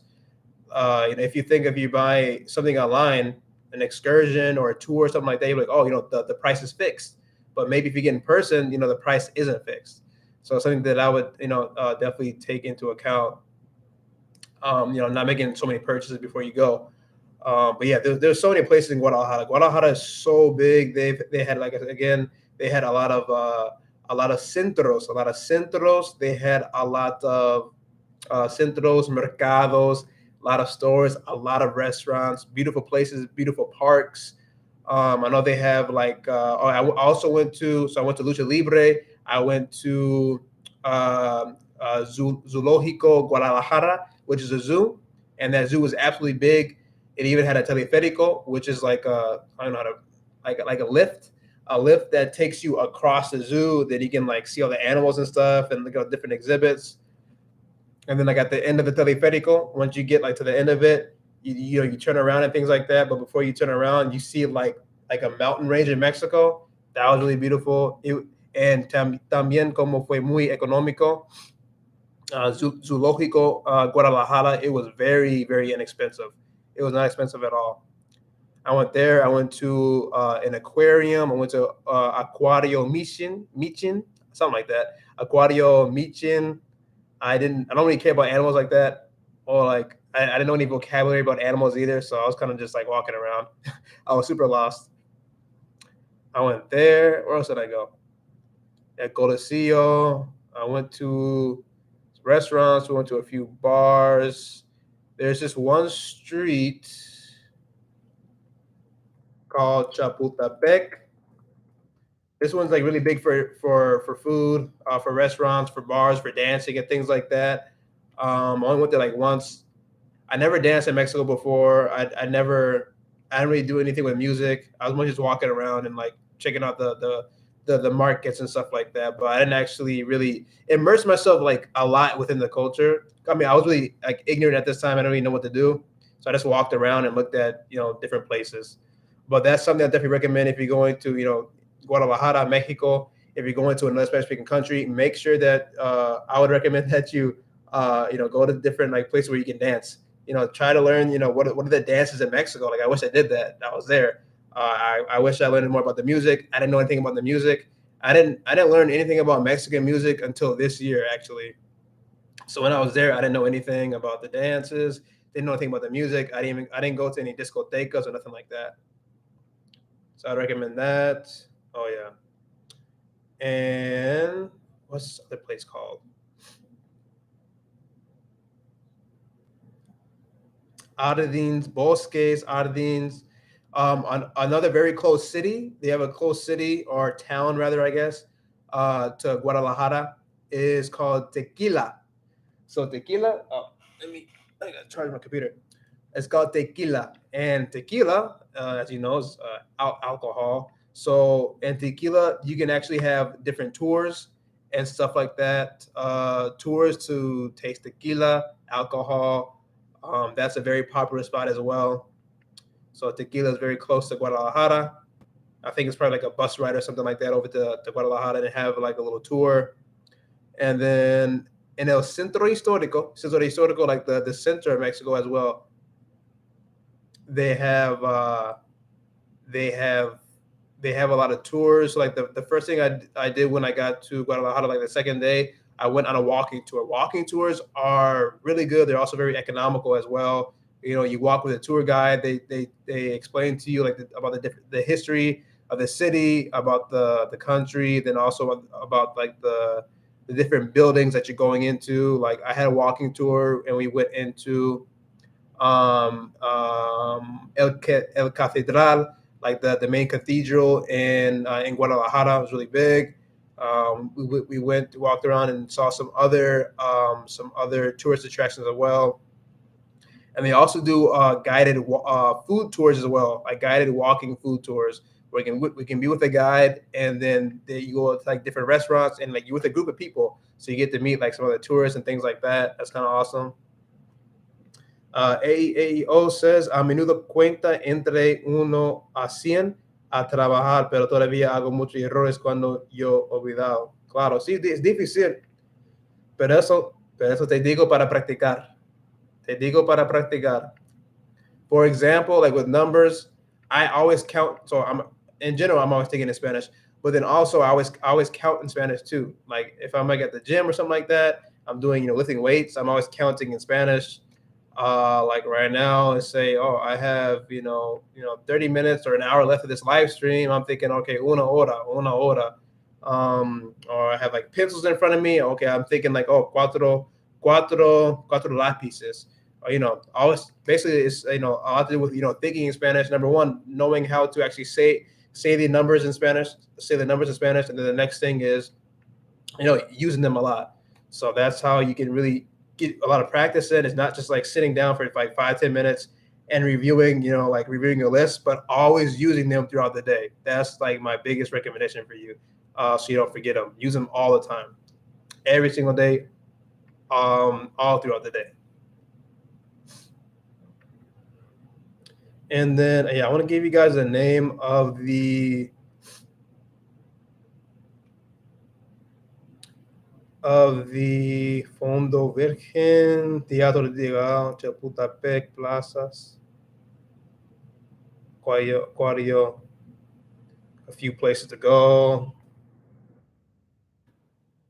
So one of my favorite places, Zoológico, como ya te mencionaste, o ya te mencioné.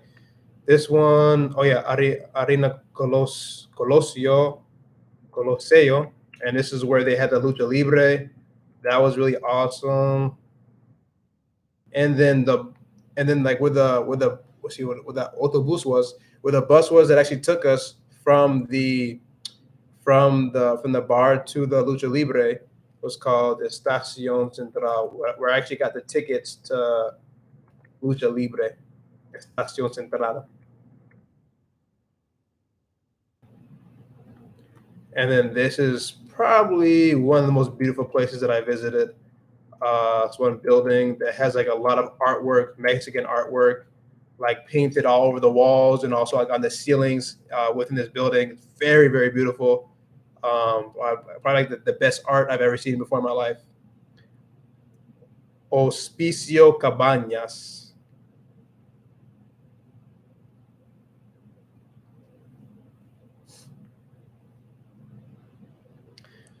What was another culture shock for me was it was very hard to find bathrooms. So like when I was walking around like the center area, it was very difficult to find a bathroom. Like I was walking around forever and I couldn't find one.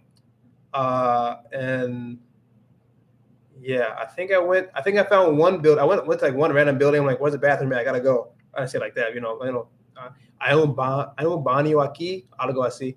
Is there a bathroom here? I went there. It was like I had to go like down the stairs. There was like no light, and the toilet was broke too. So like I'm not gonna use this one. So I ended up going to like a public bathroom. They had a public bathroom like in the middle of like this, I don't even know, like next to like a highway or whatnot, and kind of still in like a plaza, and you had to pay for it. So that was kind of interesting. I'm like, oh, you had to pay to use the bathroom? That's kind of weird. So yeah, that was kind of interesting. It's hard. It's really hard to find a bathroom. But maybe it was just that part of the city that I was in. And I was very ignorant. I didn't know what I was doing. I didn't know where I was going. I didn't know anything about the city. So, let me see what else. Public transportation. I was also very exhausted. Like day 2 that I was there for 5 days. Day 2, my mind was like mentally exhausted because it was my first time really. It was really my first time being surrounded by so much Spanish in my life. Before that, I was just in my classes, my Spanish classes, and that was it. But I wasn't listening to a lot of Spanish. I wasn't talking to Spanish speakers. So when I got there, I was surrounded by Spanish speakers. I was talking to my taxi drivers in Spanish, or trying to. I was always listening to Spanish. I got really, really tired, really mentally exhausted. So that's something that happens. If you're a beginner in Spanish as well, you start to consume a lot of material. Like your brain has to get accustomed to it, and that's something that you'll realize. You get tired, you get exhausted. That's how learning a language is. Sometimes you get very tired. Then you lose focus too. Once you get tired, you lose focus, and it feels like you can't understand anymore. It feels like you can't understand what that Spanish speaker is telling you. And that's exactly how I felt after like day 2. I was dead beat. I was just super tired.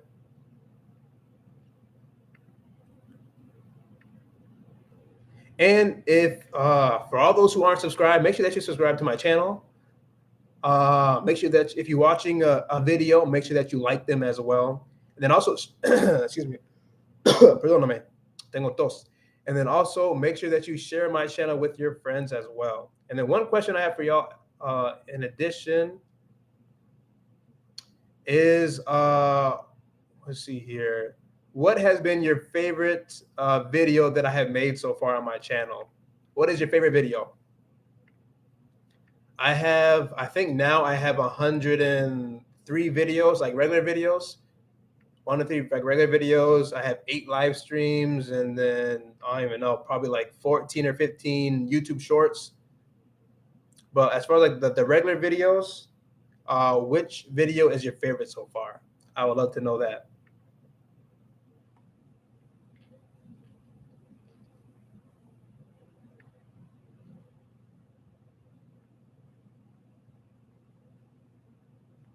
Trying to think of what other places I went to.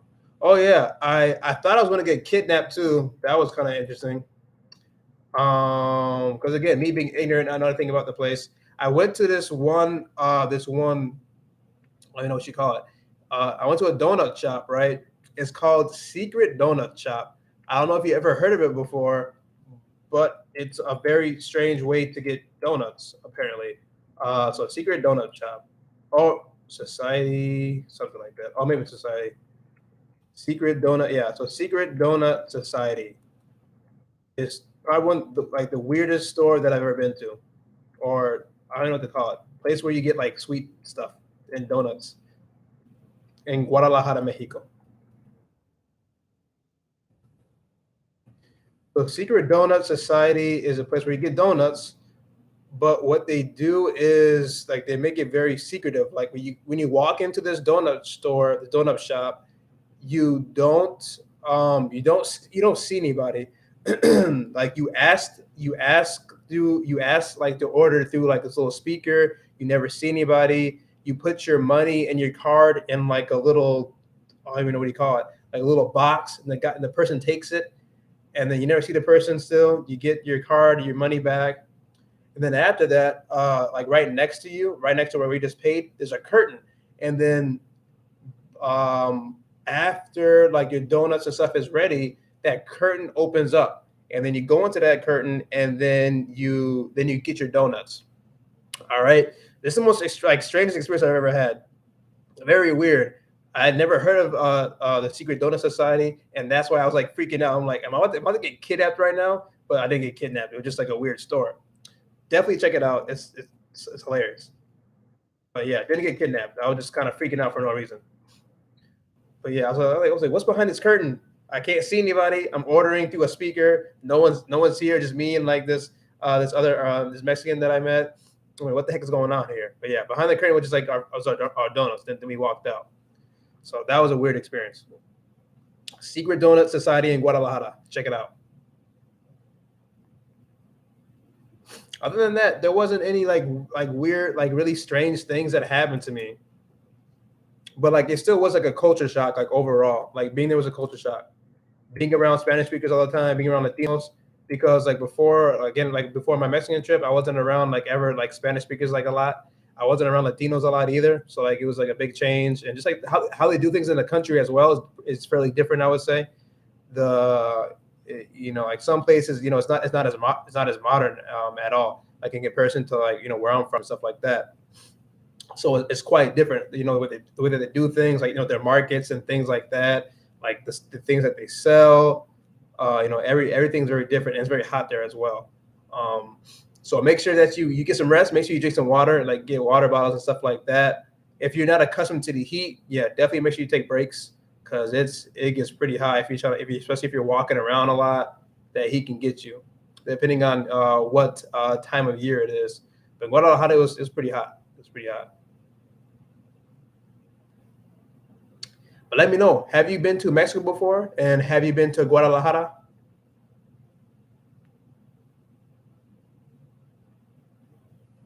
También me quedan 12 minutos. In 12 minutos, I have to leave. Me tengo que ir. I have to leave. Let's see. When we hit 2 hours, I gotta go, because I have to go bailar la salsa. Oh yeah. Then if you ever go to Zoológico, make sure that you go. Yeah, right on the teleférico. Teleférico.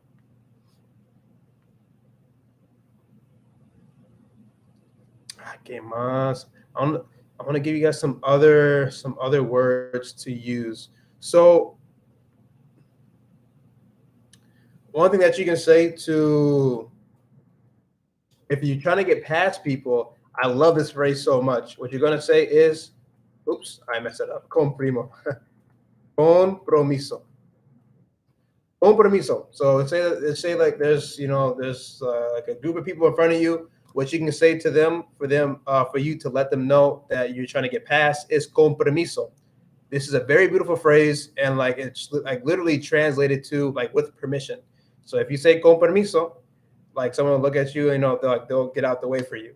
That's one really good phrase to use that I fell in love with. I started saying it all the time. I was so proud because I was saying it correctly, and then people actually understood me, and then they would get out of the way. I was like, oh, this is awesome. So compromiso is one, and then also mande. There's an accent mark. I don't have it on here though, but mande is una palabra muy mexicana. It's a very Mexican word. Mande. So you will say this. I would like you no puedo decir nada. You can use this word a lot. So basically, instead of saying like no entiendo, que dijiste, the only thing that you have to say is mande, and that's basically you signaling them that you didn't know what they're saying, or that like something was surprising or something like that. So like if you don't understand what someone's saying, just say mande, like that. That word is very, very useful. It's used all the time. So I would definitely recommend using that word. I like that word a lot. It's a lot shorter than it's a lot shorter than saying puedes repetir por favor otra vez, or qué dijiste, or me puedes explicar otra forma. No, just solamente mande, and they'll be like, oh yeah, I'll explain it again. I'll explain again to you. So that's a really good one. You're going to hear padre a lot. You're going to hear padre. Padre is used a lot. Madre is used a lot in different phrases. Just so you know. Padre, madre. Que padre, que chido. It's like, how cool. Que padre, que chido. Those are very used very commonly as well. What other words that? You're going to hear negociante, probably. Negociante is a word that it kind of means like you can use it for different things. It's almost like la vaina in la República Dominicana. So for example, como pásame ese negociante, it means like pass me like that thing almost. So negociante, that's what it means. Negociante. It could be referring to different things. So be aware of that. Pásame ese negociante. Neta. Neta is used a lot. There's a lot of different contexts as well. I don't know how to use all of them. One of them is just like truth. It means truth, la verdad. So like you'll hear that a lot, like, oh, es la neta, or la pura neta, or something like that. Or like it's even like a question, like neta, and that's it, which is mean like, oh, like really, like de verdad, like really. So that's another good one, neta. Neta negociante. Neta, es la neta, es la neta. Neta negociante. Let me know if you've heard these words before.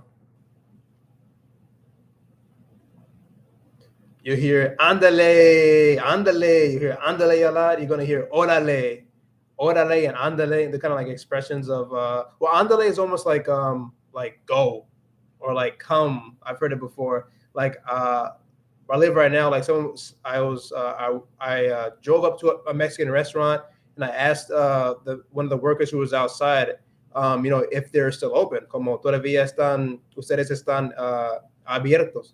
And then he just told me, andale. So it's almost like come on, or it can mean like hurry up. So there's different uses of it. Andale.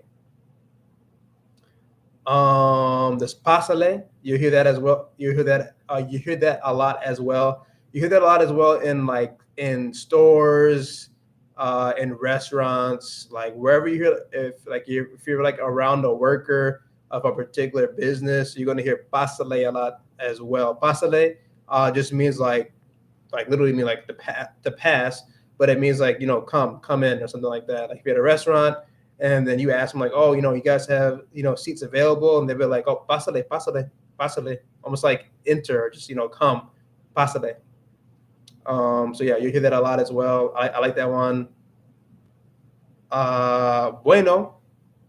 Bueno, en ese sentido, en México puede hacer referencia a hola. So sometimes if you hear someone say like bueno, that actually means like almost like hola almost.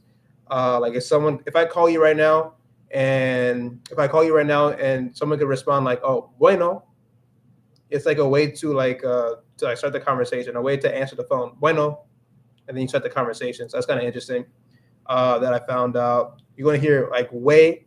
Way is pretty used very widely as well. Way just means like a friend. Que onda? Que onda, way? Que onda, way? And the same thing with onda. Que onda just means like what's up. In Mexico, que onda? Que onda? Que onda, way? Que onda? That one's like very, very informal. So don't just use that like with random people. Que onda, way? That's ways like for friends and stuff like that. From what I know, but I could be wrong. So make sure I'll just ask a Mexican. When it comes to all these Mexican words and phrases, just like ask them what's like the correct word to use, and then you'll be all right. That's what I do all the time. If I'm confused about a word, if I don't know if it's like a bad word or something like that, I always ask Spanish speakers. I ask them how do you say this correctly? Who do I say it to? Do I say it to friends only? Do I say it to people I don't know? So make sure that you do that as well. Yeah, we already talked about proporciones and temanos. If we're in a store, if we're in a restaurant, we're gonna be very clear about what we're asking for. Are we asking for a lot of food? Are we asking for a little bit of food? So yeah, proporciones, proporción de una comida. Y los tamaños también, los tamaños de la ropa. So different sizes of clothing as well. That vocabulary related to that is bien importante. In the hotel, there's different vocabulary that's very useful as well. Like we have higiénico.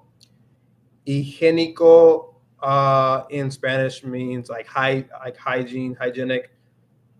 So I remember I didn't know how to I didn't even know what that word was. But like for like toilet paper and things like that, then you would ask for like papel higiénico. Huésped, tú eres un huésped. A huésped is just like a guest, or someone who's like staying at a hotel.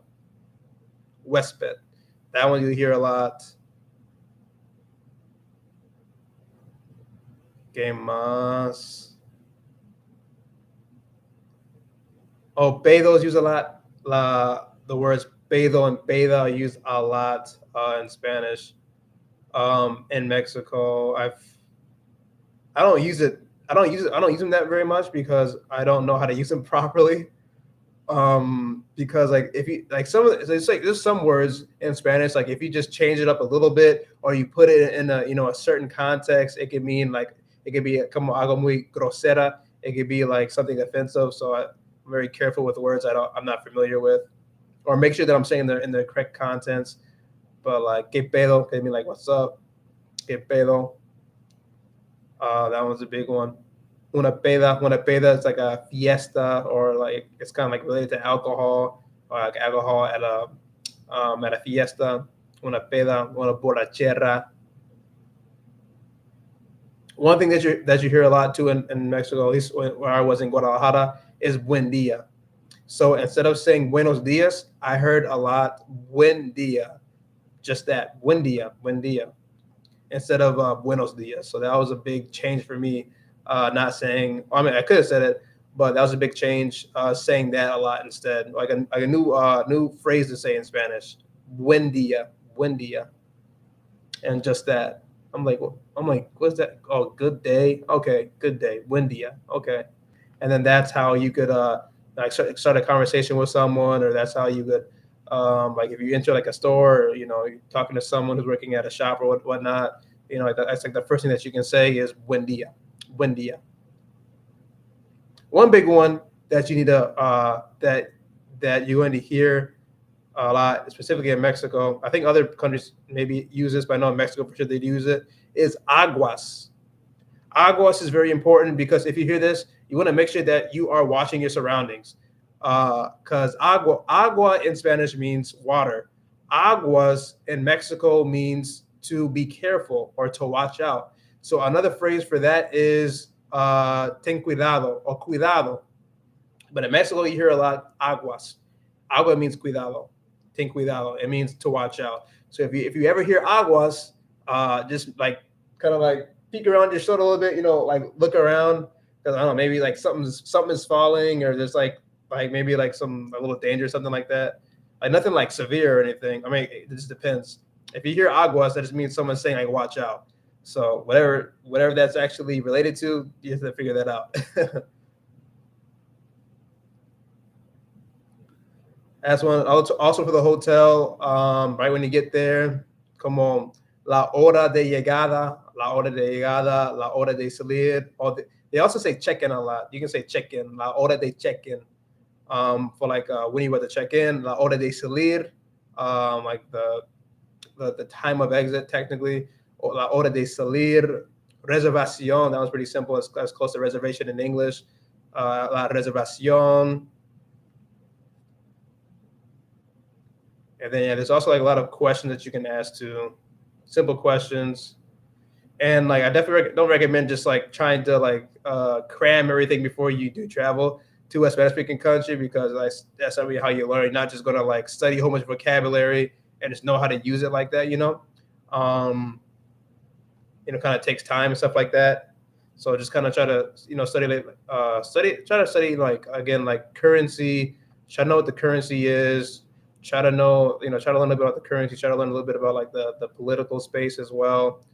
I think that's kind of useful just to know like what the country is about, because it's going to be like it could be like a culture shock for you in general. So yeah, that's kind of what I have. And then I have, where is it at?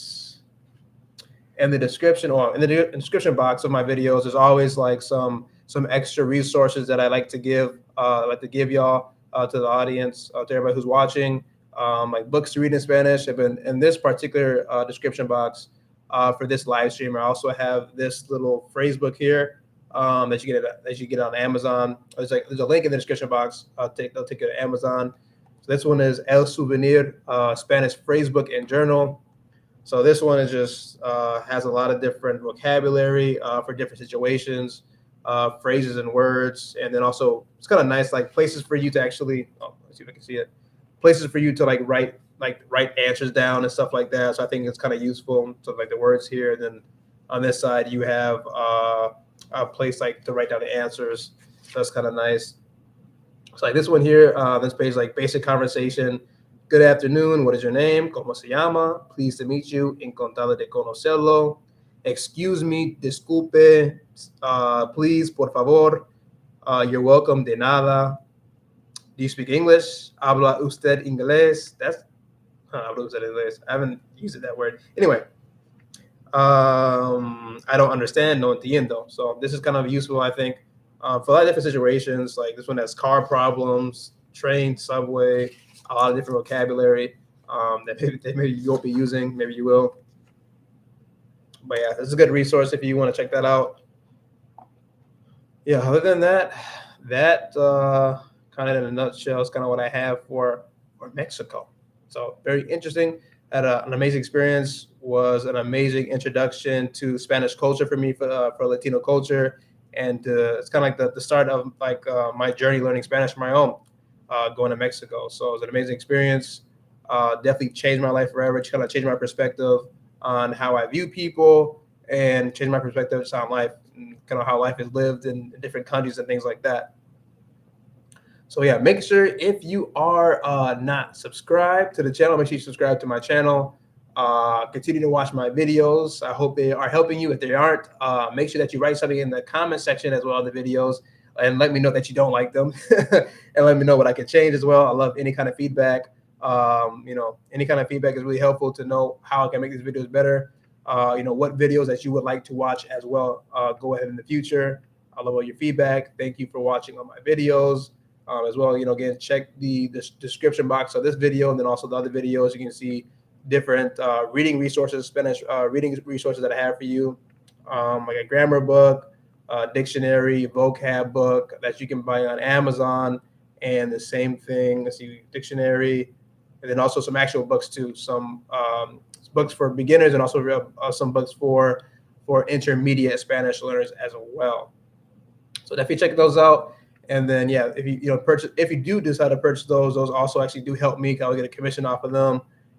And yeah, also I did see recientemente yo creé una página. I created a page on Buy Me a Coffee, which is like a little page where you can give donations to different people. So I created a page for that, and you can see the link for that in the description box of this video under support my content.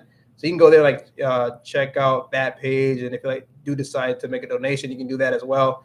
So that's another way that you can support my content, support my channel, support my mission and things like that.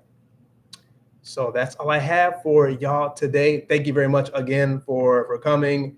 It's been an amazing conversation. I love talking with you. I love having a conversation with y'all about about your passions, what you're learning about, different resources that you're using, and just learning more about your journey to learn Spanish as well. It's always amazing to hear the stories of other Spanish learners because it really inspires me. And also kind of gives me tips for learning Spanish as well. Some things I can do differently. Entonces, claro, muchas gracias otra vez por venir.